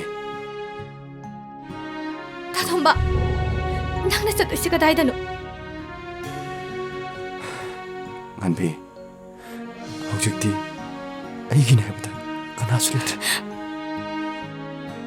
ꯑꯗꯨꯅ ꯉꯁꯤꯅ ꯀꯅꯥꯒꯤ ꯁꯨꯃꯥꯡꯗ ꯍꯌꯦꯡꯅ ꯀꯅꯥꯒꯤ ꯁꯨꯃꯥꯡꯗ ꯊꯥꯒꯅꯤ ꯍꯥꯏꯕꯁꯨ ꯑꯩ ꯈꯪꯗꯦ ꯑꯩꯅ ꯃꯇꯝ ꯈꯔ ꯉꯥꯟꯕꯤ ꯅꯪꯒꯤ ꯅꯐꯝꯗ ꯌꯦꯜꯂꯨꯕꯒꯤꯗꯃꯛ ꯑꯩꯕꯨ ꯉꯥꯛꯄꯤꯌꯨꯀꯣ ꯉꯥꯟꯕꯤ ꯑꯩꯕꯨ ꯋꯥꯔꯧꯒꯅꯨꯀꯣ ꯉꯥꯟꯕꯤ